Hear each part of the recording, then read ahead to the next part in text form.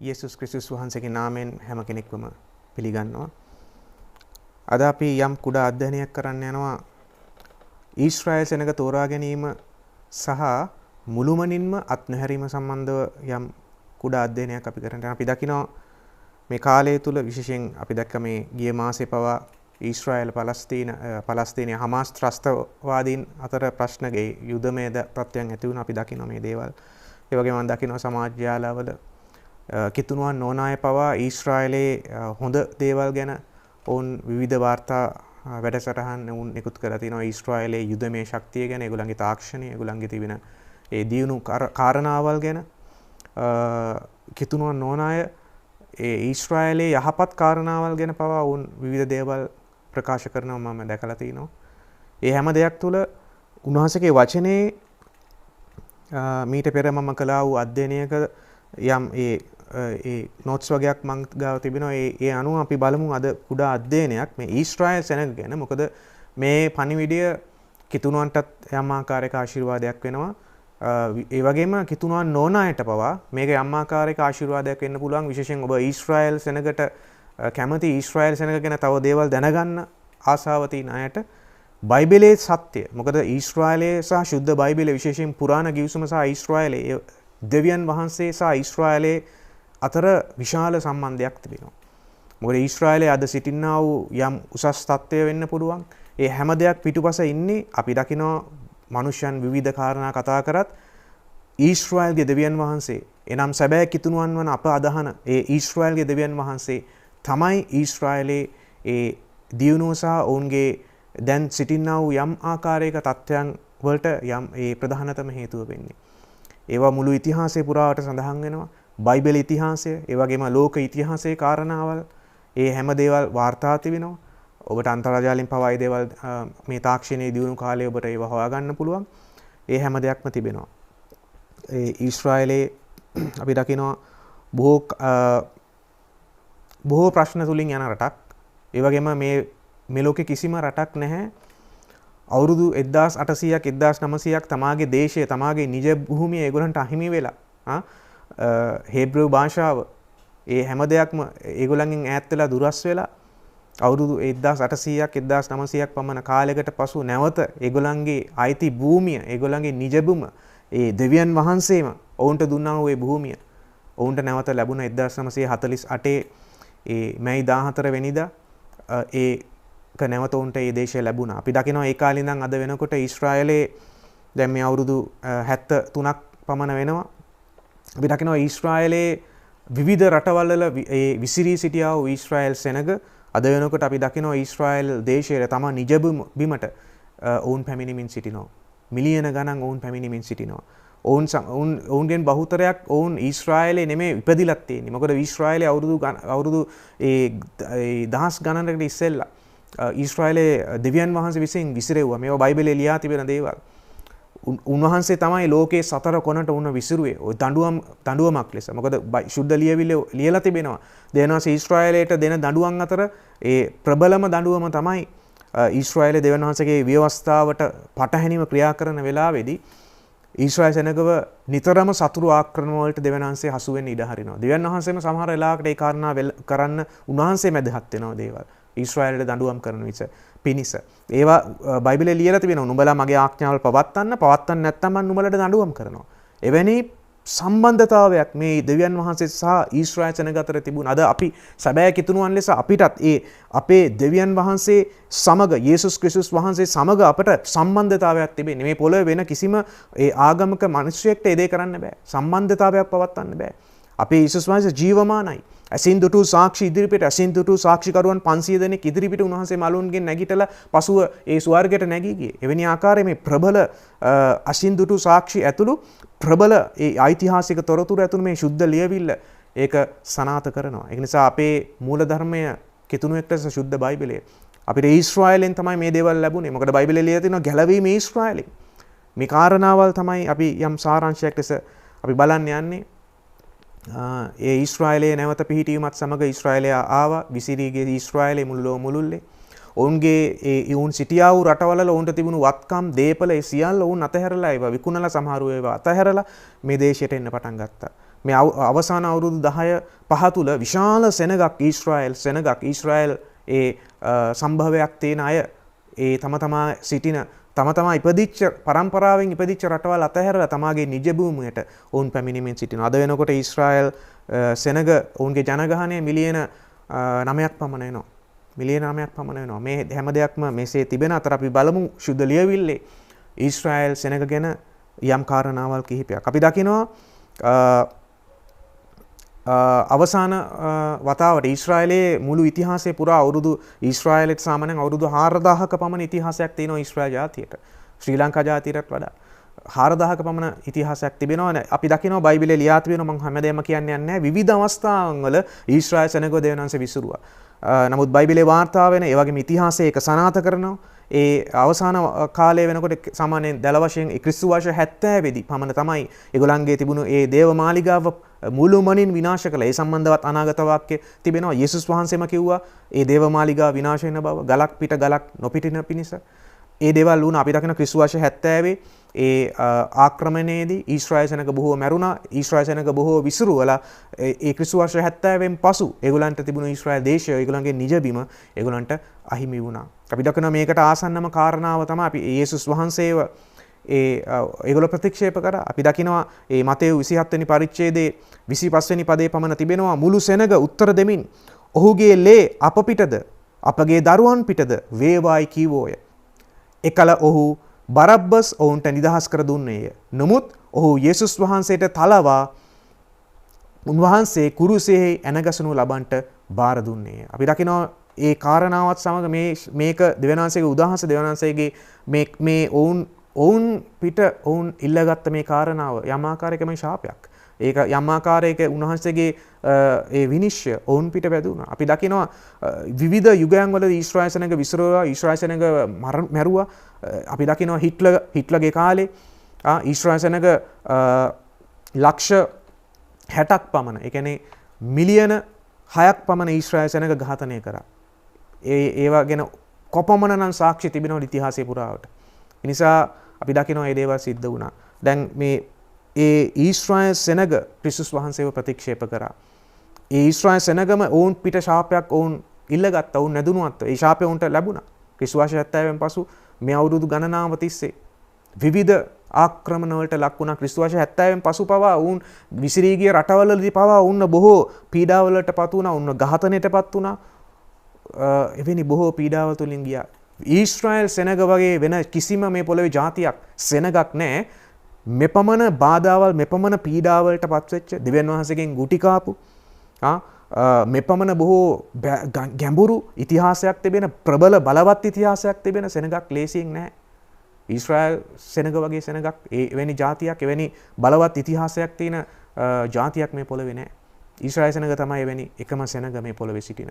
දෙවියන් වහන්සේ තමයි ඒකට ප්‍රධානතම කාරණාව. මොකද අපි දකිනවා ඊශ්‍රායල් සෙනග ගැන බොහෝ කාරණා තිබෙන අතර දෙවියන් වහන්සේ තමයි ඊශ්‍රායල් සෙනගව උන්වහන්සේ තෝරගත්තේ. අපි ද්විතීය කතාවේ 7 වෙනි පරිච්ඡේදයේ 6 වෙනි පදේ ඉඳන් බැලුවොත් එතන තිබෙනවා ඒකේ ඒ පදේ සඳහන් වෙනවා උන්වහන්සේ ඊශ්‍රායල් සෙනගව ජීවමාන මේ දෙවියන් වහන්සේ ඒගොල්ලන්ව ශුද්ධ සෙනගක් ලෙස තෝරගත්තා. බයිබලයේ ලියනවා එතන ද්විතීය කතාවේ 7 වෙනි පරිච්ඡේදයේ 6 වෙනි පදේ නම මේ තිබෙන දේ ගැන මම මේ කියන්නේ. ඒ වගේම සියලු මනුෂ්‍යයන් අතරින් ස්වාමින් වහන්සේ තමන් සන්තක සෙනගක් වන පිණිස නුඹ තෝරගත්තයි කියලා දෙවියන් වහන්සේ ඊශ්‍රායල් සෙනගට කියනවා. ඒ වගේම ගණනින් වැඩි නිසා නෙමේ නුඹලාට ප්‍රේම කරන නිසාත් පියවරුන්ට දිවුල දිවිරීම ඉෂ්ට කරන්නට කැමති වූ නිසාත් කියලා දෙවියන් වහන්සේ ඒ ද්විතීය කතාවේ පොතේ උන්වහන්සේ ඒ සෙනගට කතා කරනවා. ඒ මොසෙස් තුලින් කතා කරනවා. අපි දකිනවා එතනදී මම මේ පදේ යම් ආකාරයකින් කිව්වොත් එතන තිබෙනවා මක්නිසාද නුඹ නුඹේ දෙවියන් ස්වාමින් වහන්සේට ශුද්ධ සෙනගක්ය. පොළොව තලෙහි සිටින සියලු මනුෂ්‍ය වර්ගයන් අතරින් ස්වාමින් වහන්සේ තමන් සන්තක සෙනගක් වන පිණිස නුඹ තෝරාගත්සේක.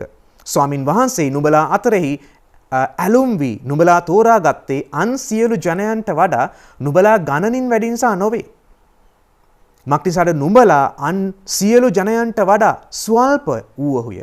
නමුත් ස්වාමින් වහන්සේ නුඹලා බලවත් හස්තයකින් පිටතට ගෙනවිත් වහල්කමේ ගෙදර වන මිසරේ රජ වූ පාරාවෝ අතින් නුඹලා මිදුවේ උන්වහන්සේ නුඹලාට ප්‍රේම කළ නිසාත් නුඹලාගේ පියවරුන්ට දිවුල දිවුරීම ඉෂ්ට කරන්නට කැමති නිසාත්ය. එබැවින් නුඹේ දෙවියෝ ස්වාමින් වහන්සේ දෙවියන් වහන්සේ බවද උන්වහන්සේට ප්‍රේම කරමින් උන්වහන්සේගේ ආඥා පවත්වන්නන් සමග පරම්පරා දහසක් දක්වා ගිවිසුම සහ කරුණාව පවත්වන්නා වූ විශ්වාස වූ දෙවියන් වහන්සේ බවද උන්වහන්සේට වෛරවන්නන් විනාශ කරන පිණිස උන්වහන්සේ ඔවුන්ගේ මුහුණු ඉදිරිපිට ඔවුන්ට ප්‍රතිඵල දෙන බවත් දැනගෙන උන්වහන්සේ තමන් වෛර කරන්නාගෙන ප්‍රමාද නොවි ඔහුගේ මුහුණ ඉදිරිපිට ඔහුගේ ප්‍රතිඵල දෙනසේක. එබැවින් පවත්වන්නට මා විසින් අද නුඹට අන කරන ආඥාවද පනත්ද විනිශ්යන්ද රක්ෂා කරන්න. අපි දකිනවා මේ උප්පත්ති පොතේ අපි දකිනවා මේ නික්මයාම පොතේ ඒ වගේම ගණන් කතාව ද්විතීය කතාව මේ පොත්වල මේ මෝසෙස් තුමා කරන කොටගෙන දෙවියන් වහන්සේ ඊශ්‍රායල් සෙනගට ඒ දසපනත ඇතුළු බොහෝ ආඥාවල් අනපනත් දෙනවා. දැන් මෙතනද මේ පියවරුන්ට දිවුල කාරණාවල් නිසායි නුඹලා හොඳ නිසා නෙමෙයි. නුඹලා මහලුකු මේ අද වෙනකොට ඔය අපි කතා කරන අර ඊටා දියුණු තාක්ෂණයකින් දියුණු හමුදා තාක්ෂණයක් විවිධ ක්ෂේත්‍රවල තිබෙන විවිධ ඒ බොහෝ ක්ෂේත්‍රවල ඒ තාක්ෂණය පිටිපස්සේ ඊශ්‍රායලෙ සිටිනවා. අද මේ ඒගොල්ලන්ගේ මේ මහලුකු ප්‍රඥාව නිසාවත් ඒගොල්ලන් හොඳ නිසාවත් මේ දෙවියන්වහන්සේ ඊශ්‍රායල් සෙනග තෝරගත්තේ. දෙවියන්වහන්සේ තමයි ඒගොල්ලන්ට ප්‍රඥාව දුන්නේ අද වෙනකොට. නමුත් දෙවියන්වහන්සේ ඒගොල්ලන්ව තේරගත්තේ මේකයි. උන්වහන්සේ ප්‍රේම කරන නිසාත් උන්වහන්සේ ඒ පියවරුන්ට දිවුරීම ඉෂ්ට කරන්නට. පියවරුන් කිව්වම අපි දකිනවා පළවෙනි වතාවට ආබ්‍රහම්ම දෙවියන් තෝරගත්තා. දෙවියන්වහන්සේ ආබ්‍රහම් තුලින් තමයි මේ ඊශ්‍රායල් සෙනගව මේ පොළොවට බිහි කළේ. ඒක ඉතිහාසයේ තිබෙනවා. ඒ අනුව මේ ද්විතීය කතාවේ අපි කතා කරපු ඒ කාරණාව අනුව අපි දකිනවා දෙවියන් වහන්සේ උන්වහන්සේ ඊශ්‍රායල් සෙනගව තෝරගත්තේ ශුද්ධ සෙනගක් සියලු මනුෂ්‍යයන් අතරින් තමන් සන්තක සෙනගක් වන විනිස ඊශ්‍රායල් සෙනගව තෝරගත්තේ. ඒ වගේම ගණනින් වැඩි නිසා නෙමේ ප්‍රේම කළ නිසාත් පියවරුන්ට දිවුලීම නිසාත්. ඒ සම්බන්ධව අපි අනුපද ටිකක් බැලුවොත් අපි දකිනවා උප්පත්ති 12 වෙනි පරිච්ඡේදයේ පළවෙනි පදවල තිබෙනවා දෙවියන් වහන්සේ ආබ්‍රහම්ට කතා කරනවා. අපි දකිනවා ආබ්‍රහම් සම්බන්ධව අපි දකින මුස්ලිම් ජාතිය පවා අද ප්‍රශ්න ඇති කරනවා. නමුත් දෙවියන් වහන්සේ තෝරගත්තේ මුස්ලිම් ජාතිය නෙමෙයි. දෙවියන් වහන්සේ තෝරගත්තේ ඊශ්‍රායල් සෙනග. ගිවිසුම තියෙන්නේ ඊශ්‍රායල් සෙනගත් එක්ක. ඉස්මායිල් එක්ක නෙමෙයි ඊශ්‍රායල් සෙනගත් එක්ක. අපි දකිනවා මෙතනදී දෙවියන් වහන්සේ ආබ්‍රහම්ට කියනවා මේ මීට අවුරුදු 3000 ගානකට 4000කට විතර ඉස්සෙල්ලා බොහෝ ඉතිහාසයක් තිබෙනවා. දැන් මේවා තිබෙනවා ස්වාමින් වහන්සේ ආබ්‍රහම්ට කතා කොට නුඹේ දේශයෙන්ද නුඹේ නෑයන් කෙරෙන්ද නුඹේ පියාගේ ගෙදරින්ද පිටත්ව මා විසින් නුඹට පෙන්වන දේශයට යන්න. දෙවියන් වහන්සේ තමයි මේ දේශය ඒගොල්ලන්ට පෙන්වන්නේ දෙන්නේ ආබ්‍රහම්ට කතා කරන මම නුඹ මහත් ජාතියක් කරන්නෙමි. නුඹට ආශිර්වාද කොට නුඹේ නාමය කීර්තිමත් කරන්නෙමි. නුඹද ආශිර්වාදයක් වෙන්න. තවද නුඹට ආශිර්වාද කරන්නන්ට මම ආශිර්වාද කරන්නෙමි. නුඹට ශාප කරන්නාට මම ශාප කරන්නෙමි. පොළවේ සියලු පවුල් නුඹ කරන කොටගෙන ආශිර්වාද ලබන්නෝයයි කීසේක. බලන්න එතන තියෙනවා දෙවියන් වහන්සේගේ මේ බලවත් පොරොන්දු. අවුරුදු 3000කට 4000කට ඉස්සෙල්ලා මේ දීපු පොරොන්දු. බලන්න අද ඊශ්‍රායල් සෙනග කරන කොටගෙන මේ ලෝකේ බොහෝ රටවල් ආශිර්වාද ලැබලා තිබෙනවා. දැන් මේ අනාගත වාක්‍ය උන්වහන්සේ අවුරුදු දහස් ගණනකට ඉස්සෙල්ලා දුන්නේ. එතනදී ඒ ආබ්‍රහම් කරන කොටගෙන ආබ්‍රහම් තමයි අපි කියනවා ඇදහිල්ලේ පියා. ඒ ඊශ්‍රායල්ගේ පියා.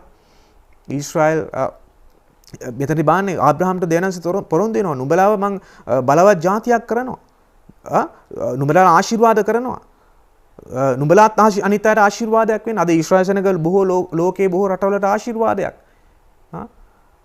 ඒ කාරණාවල් මෙතන ලියා තිබෙනවා. ඒ වගේම අපි තවත් අනුපදයක් උප්පත්ති 22 වෙනි පරිච්ඡේදයේ කිව්වොත් නුඹේ පුත්‍රයා මේ ආබ්‍රහම්ට දාව අපි දකිනවා ආබ්‍රහම්ට දෙවියන් වහන්සේ දීපු පොරොන්දු අනුව ඒ දරුවෙක් ලැබෙනවා.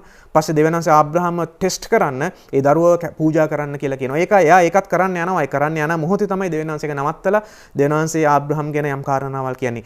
නුඹේ පුත්‍රයා නුඹේ එකම පුත්‍රයා වළක්වා නොගෙන මේ දේ කළ බැවින් මම ඒකාන්තයෙන්ම නුඹට ආශිර්වාද කරන්නෙමි. අහසේ තාරකා මෙන්ද මුහුදු වෙරළෙහි වැලි මෙන්ද නුඹේ වංශය බොහෝ සෙයින් වැඩි කරන්නෙමි. නුඹේ වංශය තමන් සතුරන්ගේ දොරටු හිමි කරගන්නේය. මාගේ ශබ්දයට නුඹ කීකරු වූ නිසා නුඹේ වංශය කරන කොටගෙන පොළවේ සියලු ජාතිහු ආශිර්වාද ලබන්නෝය. කියා මා ගැනම දිවුලමි ස්වාමින් වහන්සේ කියනසේකයි කීවේ. බලන්න එතනදිත් උන්වහන්සේක මතක් කරනවා. මේ පියවලුන්ට දුන්න ඒ දිවුරීම් කියලා දෙවනාසේ අර අනිත් යුගයන් වලදී අනිත් පරිච්ඡේද අනිත් පොත්වල උන්වහන්සේ අනිත් පුද්ගලයන්ට මතක් කරන්නේ මේ කාරණාවල් තමයි. ඒ ආබ්‍රහම්ට දීපු පොරොන්දුව. අපි දකිනවා මේ දේවල්. අද වෙනකොට මේක ඊශ්‍රායල් සෙනගට වාගේම ඒකේ අනිත් කොටස තමයි අද කිතුණුවන්ට. මොකද ආබ්‍රහම්ගේ වංශය තමයි අපි. සැබෑ කිතුණුවන් කියන්නේ ආත්මිකව ඊශ්‍රායල්. සැබෑ කිතුණුවන් කියන්නේ ආත්මිකව ආබ්‍රහම්ගේ වංශයට අයත් අය. ඒ නිසා අද වෙනකොට අපි දකිනවා ඊශ්‍රායල් සෙනග විතරක් නෙවෙයි. අද මුළු ලොව මුළුල්ලේ ඒ සැබෑ කිතුණුවන් තමයි මේ ඊශ්‍රායල් මේ ආබ්‍රහම්ට දීපු පොරොන්දුවේ ඒ උරුමකාරයන් ඒ කොටසක්ව වෙලා තිබෙන්නේ. අද සමහර විට කිතුණුවෝ දඟලනවා, සමහර කිතුණුවන් ඊශ්‍රායලයට පහත් කරනවා, සමහර කිතුණුවෝ කියනවා අද මේ යේසුස් වහන්සේ සභාව විසින් ඊශ්‍රායලය මේ රිප්ලේස් කරා කියලා. මෙවැනි ඒ යක්ෂයාගේ ඉගැන්වීම්, බොරු ඉගැන්වීම් අද සමහර කිතුණුවන් අතර තිබෙනවා. අදටත් උන්වහන්සේට ඊශ්‍රායලයේ වැදගත්. අපි ඒ කාරණාව බලන්න යනවා. එතනදී උන්වහන්සේ ඒ ආබ්‍රහම්ට ඒ කාරණාව කියනවා. පොළවේ සියලු ජාති ආශිර්වාද ලබන්ට යනවා ඊශ්‍රායල් සෙනග කරන කොටගේ අදටත් බොහෝ දුරට වෙලා තිබෙනවා. තව බොහෝ දේ වෙන්න තිබෙනවා. මම අද මේ කතා කරන්නේ මේ කාරණා කිහිපේ විතරයි. අපි දකින්න ඒ වගේම නික්මයාම 32 වෙනි පරිච්ඡේදයේ කියනවා ඔබගේ මෙහෙකර වූ ආබ්‍රහම්ද ඊසාක්ද ඊශ්‍රායල්ද සිහි කළ මැනව. ඔබ වහන්සේ ගැනම ඔවුන්ට දිවුරමින් නුබලාගේ වංශය අහසේ තාරකාමෙන් බොහෝ කොට මා කීවා වූ මේ මුළු දේශය නුබලාගේ වංශයට දෙන්නෙමි. ඔහු ඒ සදා කාලයටම උරුම කරගන්නෝ යයි ඔබ කීසේකයි කීවේය. අද අපි දකිනවා මේ බයිබලයේ මේ තිබෙන මේ අනාගත වාක්‍ය මේ උන්වහන්සේගේ මේ වචන ඉගැන්වීම් ඊශ්‍රායලයට භූමිකව වගේම පසු කාලීනව ඉදිරියේදී ඒක ආත්මිකවත් බොහෝ කාරණා මෙතන තිබෙනවා. මේවා ගැඹුරින් සාකච්ඡා කරන්න අමාරුයි. මොකද ඊශ්‍රායල් දේශයට සදා කාලයට උන්වහන්සේ උරුමය දෙන්න යනවා. අපි දකිනවා බයිබලයේ ලියනවා අලුත් අහසක් අලුත් පොළවක් උන්වහන්සේ මවනවා. ඒකෙදිත් උන්වහන්සේ ඒ ඊශ්‍රායල් සෙනගට ඒ ස්ථානය දෙනවා. ඒ මූලික ස්ථානය දෙනවා ඊශ්‍රායල් සෙනගට. ඒ නිසා මේ දේවල් මෙසේ ලියලා තිබෙනවා. අපි දකිනවා ගීතාවලියේ 105 වෙනි පරිච්ඡේදයේ 8 වෙනි පදයේ මෙහෙම තිබෙනවා. එතන තිබෙනවා උන්වහන්සේ පරම්පරා දහසකට ආඥා කළ වචනය වන සොකීය ගිවිසුම සදා කාලයට සිහි කළසේක. ඒ වනාහි උන්වහන්සේ ආබ්‍රහම් සමග කළ ගිවිසුමය ඊසාක්ට දුන් උන්වහන්සේගේ දිවුරුමය. උන්වහන්සේ පරම්පරාවෙන් පරම්පරාවට උන්වහන්සේ ඒ දීපු දිවුරීම මතක් කරනවා. ඊශ්‍රායල් සෙනග බොහෝ මේ ඉතිහාසයේ පුරා බයිබලයේ බොහෝ ලියලා තිබෙනවා. ඊශ්‍රායල් සෙනග බොහෝ දෙවියන් වහන්සේගෙන් ගුටි කනවා. පාපය නිසා, දෙවියන් වහන්සේ එපා කියන දේ කිරීම නිසා, උන්වහන්සේගේ ආඥාවල් කඩ කිරීම නිසා පහර පිට පහර දෙවියන් වහන්සේගෙන් ඒගොල්ලෝ අත්විඳිනවා. නමුත් ඊශ්‍රායල් සෙනගට දෙවියන් වහන්සේ ප්‍රේම කරනවා. අපි ඒ ගැන ඉස්සරහට තව බලන්න යනවා. මේ කාරණාව තිබෙන අතර අපි තවත් අනුපදයක් තිබෙනවා. ලූක් පළවෙනි පරිච්ඡේදයේ 50 වෙනි පදේ ඉඳන් මම මේ කියන්නේ. එතන තිබෙනවා උන්වහන්සේගේ කරුණාව උන්වහන්සේට බයවන්නන් කෙරෙහි පරම්පරාවෙන් පරම්පරාවට පවතී. උන්වහන්සේ සොකිය බාහුවෙන් බලය පෑසේක. තමුන්ගේ සිත්වල කල්පනාවෙන් අහංකාරී වූ අය විසිරෙව්සේක. උන්වහන්සේ අධිපතින් සිංහාසන වලින් හෙලා පහත් අය උසස් කළසේක. බඩගිනි වූවන් යහපත් දෙයින් තෘප්තියට පමුණුවා වස්තුකාරයන් හිස් අතින් ඇරියසේක. උන්වහන්සේ අපේ පියවරුන්ට කී ලෙස ආබ්‍රහම්ටද ඔහුගේ වංශයටද සදාකල්ම සොකිය කරුණාව සිහි කරන අදහසින් තමන් මෙහෙකරු වූ ඊශ්‍රායල්ට පිහිට වූ සේකයි කීසේක කියලා මේ ලූක් මේ පළවෙනි පරිච්ඡේදයේ මේ කොටස අපි දකිනවා. ඒ කියන්නේ යේසුස් වහන්සේ මරියතුමියගේ කුසේ ඒ ගැප් අරගෙන ඒ මුල් කාලෙදී එතනදි සඳහන් වෙනවා මේ කාරණාව යම් ආකාරයෙන් ආත්මයන් වහන්සේ තුල ශුද්ධාත්ම වහන්සේගේ බලයෙන් යුක්තව මේ කාරණාව ප්‍රකාශ කරන්නේ. එතනදී ඒ මරියා එලිසබෙත් බලන්ට යෑම ඒ වෙලාවේදී මරියා එලිසබෙත්ව බලන්ට ආපු මේ මොහොතේදී වෙන්නා වූ කාරණාවක් අපි දකින. එතනදී ස්නාවක ජෝම් තුමාවත් පිළිසිඳගෙන හිටියා එලිසබෙත්ගේ කුසේ. මරියතුමියගේ කුසේ යේසුස් වහන්සේ පිළිසිඳගෙන හිටියා. එතන මාස 6ක විතර ગેප් එකක් තිබුණා. දැන් මෙතනදී ඒ ආත්මයන් වහන්සේ තුල තමයි මේ කාරණාව මේ කියන්නේ. මේ මරියතුමි ඒ කාරණාවේදී තමයි මේ කාරණාව කියන්නේ. ඒ තමන් මෙහෙකරු වූ ඊශ්‍රායලේ බයිබලයේ පුරාණ ගිවිසුමේ පළුත් ගිවිසුමෙත් කියනවා තමන් මෙහෙකරු දෙවියන් වහන්සේ ඊශ්‍රායල් සෙනඟ අපි කලින් කතා කර විදිහට Taman සන්තක සෙනඟක් විදිහට තෝරගත්තා. අපි තව ඉස්සරහට බලන්න උරුමයක් ලෙස තෝරගත්තා. ඒ වගේම මෙහෙකරු ලෙස තෝරගත්ත දෙවියන් වහන්සේ. දැන් ඒ අපේ පියවරුන්ට කරුණාව පෙන්නවා. එදා ආබ්‍රහම්ට දීපු පොරොන්දුව මේ අලුත් ගිවිසුම වෙනකොට යේසුස් වහන්සේ කරන කොටගෙන උන්වහන්සේ ඒක ස්ථිර කරන්නේ. අපි දකිනවා යේසුස් වහන්සේ ආවේ මුලින්ම ඊශ්‍රායලයට. ඒක තමයි බයිබලයේ ඉගැන්වීම. ඊශ්‍රායලයේ දෙවන යේසුස් වහන්සේව ප්‍රතික්ෂේප කරා. අපි තව ඉදිරියේදී මේ පද බලන්න යනවා. මොකද අද ඔබ මම මේ අවධානයෙන් සිටින මේ ඊශ්‍රායල් ජාතිය ගැනයි මම මේ සැබෑ වූ ප්‍රබල මේ සත්‍ය බයිබලයේ ඉතිහාසය ඔබ මේවා බලන්න. ඔබ තව මේවා කැමති නම් මේවා හොයලා බලන්න. මේවා තමයි ඇත්ත. මොකද හැම ජනමාධ්‍යවල සහ කිතුණුවන් ඕනා ඊශ්‍රායල්ගේ යහපත ගැන කතා කරන අය මේවා බහුතරයක් මේවා දන්නේ නැහැ. නමුත් මේක ඔයගලන්ට ආශිර්වාදයක් වෙන නිසා මම මේ ප්‍රකාශන කරන්නේ. ඒ වගේම අපි දකිනවා තවත් පදයක් ද්විතීය කතාව 4 වෙනි පරිච්ඡේදයේ ද්විතීය කතාව 4 වෙනි පරිච්ඡේදයේ 20 වෙනි පදේ නම් තිබෙනවා. එහෙත් අද තිබෙන්නාක් මෙන් නුඹලා තමන් වහන්සේට උරුම සෙනගක් වන පිණිස ස්වාමින් වහන්සේ නුඹලා රැගෙන යකඩ උදුනක් වැනි වූ මිස්රයෙන් නුඹලා පිටතට ගෙනසේක. දැන් මෙතනදී මිස්රයෙන් ගෙනාවා කියන අපි දකිනවා බයිබලයේ ඉතිහාසය මම ඉක්මනින් කියන්නේ ඊශ්‍රායල අවුරුදු 430ක් පමණ වහල්කමේ හිටියා ඊශ්‍රායලේ. ඒ පාරාව රජතුමාගේ පාරාවෝලා යටතේ ඊශ්‍රායලයේ වුන් වහල්කමේ හිටියා. මෝසෙස්ව දෙවියන් වහන්සේ පාවිච්චි කරලා තමයි ඊශ්‍රායල් සෙනගව මිස්රයෙන් නිදහස් කරේ. ඒ වෙලාවේදී තමයි ඒ රතු මුහුද දෙබෑ කරලා උන්වහන්සේ බලවත් හාස්කම් කරා. ඒවට ඉතිහාසයේ සාක්ෂි දරනවාද? දෙවියන් වහන්සේ ඒ කරපු ආශ්චර්යයන්. ඒවා ඒ බලවත් ආශ්චර්යයන් දෙවියන් වහන්සේ පීඩාවල් ලැබුවා පාරාවෝගේ රාජ්‍යයට මිස්රයට බොහෝ මිනිස්සු පාරාවෝ ඇතුළු ඒගොල්ලෝ බොහෝ දඬුවමටපත් වුණා දෙවියන් වහන්සේගේ. මේවා ඒගොල්ලන්ගේ පාරාවෝලා ඇතුළු මිස්රයේ ඒ රන්පත්‍ර සහ විවිධ ලේඛනවල පවා මේ ඉතිහාසය සඳහන් කරලා තිබෙනවා. නිසා මේවා බොරු නෙමෙයි. මේවා ඇත්ත. මේ සුරංගනා කතා නෙමෙයි. මනංකල්පිත දේවල් මේ සැබෑ සිදුවීම් බයිබලයේ තිබෙන්නේ. එතනත් කියනවා ඒ මිස්රයෙන් නුඹලා පිටත ගෙනසේක. තවද ස්වාමින් වහන්සේ නුඹලා නිසා මා කෙරෙහි උදාස්ස. දැන් මේ කතා කරන්නේ මෝසෙස් මේ කාරණාව කියන්නේ මා කියලා කිව්වම මෙතනදී මෝසෙස් නුඹලා මා කෙරෙහි නුඹලා නිසා මා කෙරෙහි උදාස්ව මට යොර්දානෙන් එතරට යන්නට නුඹේ දෙව් ස්වාමින් වහන්සේ උරුමයක් පිණිස නුඹට දෙන ඒ යහපත් දේශයට ඇතුල් වෙන්න නොලැබෙන්නේ යයි කියා දිවුලසේක. මොකද මෙතනදී ඒ මෝසෙස්ට යන්න බැරි වුණා. මම ඉතා කෙටියෙන් මේක කියන්නේ. මෙසේ මා මේ දේශයෙහි මැරෙන්න ඕනෑය. මා යොර්දානෙන් එගොඩට නොයා යුතුය. එහෙත් නුඹලා එගොඩට ගොස් ඒ යහපත් දේශය හිමි කරගන්නවා ඇත. නුඹලාගේ දෙවි වූ ස්වාමින් වහන්සේ නුඹලා සමග කළා වූ උන්වහන්සේගේ ගිවිසුම මතක නැතිකොට නුඹේ දෙවි වූ ස්වාමින් වහන්සේ නුඹට තහනම් කර තිබෙන කිසිවකට සමාන වූ රූපයක් සාදා නොගන්ට බලා ගන්න. මක්නිසාද? නුඹේ දෙවි වූ ස්වාමින් වහන්සේ විනාශ කරන ගින්නක් වන සොකිය ගෞරවය රක්ෂා කරන්නා වූ දෙවි කෙනෙක්ය. නුඹට දරුවන්ගේ දරුවන්ද ඉපද නුඹලා දේශයෙහි බොහෝ කලක් සිටි කල්හි නුඹලා දූෂ්‍යකමින් කොයි දෙයකට නමුත් සමාන වූ රූප සදාගෙන නුඹේ දෙවි ස්වාමින් වහන්සේ උදහස් වන හැටියට උන්වහන්සේ ඉදිරියේ නපුරුව තිබෙන දෙයක් කළොත් නුඹලා හිමි කරගන්ට ජොර්දානෙන් එතරට යන දේශය මතු පිටින් නුඹලා ඉක්මනට සහ මුලින් විනාශ වෙන බවද අද දවසේ නුඹලාට විරුද්ධව සාක්ෂි පිණිස අහසටද පොළොවටද හඬගසමි. ඒ නුඹලාගේ දවස් වැඩි නොවේ. නුඹලා සහ මුලින්ම විනාශ වන්නෝය. බලන්න දෙවියන් වහන්සේ ඒ උන්වහන්සේ මෝසෙස් ලවා දෙවියන් වහන්සේ කතා කරනවා. නුඹලා මේ දේවල් මම කියන ආඥාවල් අනපනත් ඉෂ්ට කරන්නේ නැතුව නුඹලා පාපය කරලා ඒ දේවල් කරොත් නුඹලට මෙවැනි දඬුවමක් එනවා. අපි දකිනවා මේ දඬුවමට ඊශ්‍රායල් සෙනඟ විවිධ යුගයන් වලදීපත් වුණා. මොකද දෙවියන් වහන්සේ එපා කියපු දේවල් කිරීම නිසායි. බලන්න එතනදී මම මේ කතා කරපු ද්විතීය කතාවේ ඒ කොටසේ උරුම සෙනගක් දෙවියන් වහන්සේ උරුම සෙනගක් බලන්න මේ ලේසි නැහැ.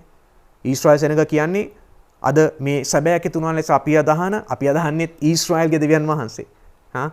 අපේ හොඳ නිසා නෙමෙයි. අපි අන්‍ය ජාතීන් බයිබලයේ කියන්නේ අන්‍ය ජාතීන් වන අපිට ඊශ්‍රායල්ට දීපු ගැලවීම අපිටත් දුන්නේ දෙවියන් වහන්සේ. ඒක නිසා ඊශ්‍රායල් සෙනගව උරුමයක් කොටයි දෙවියන් වහන්සේ තෝරගත්තේ. ඒක අදටත් එහෙමයි. ඒක වෙනස් වෙලා නැහැ. සභාව ඒක රිප්ලේස් කරලා නැහැ.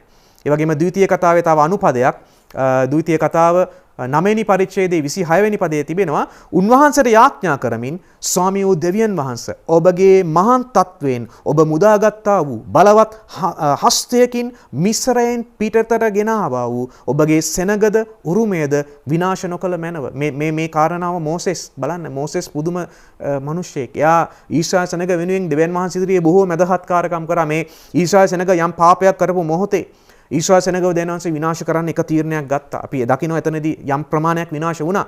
නමුත් සහ මුලින් විනාශ වෙනවන පිණිස මෝසෙස් මැදහත් වෙලා දෙවියන්වහන්සේගෙන් ඉල්ලුවා අනේ ඔබගේ සෙනගව විනාශ කරන්න එපා සහ මුලින්ම.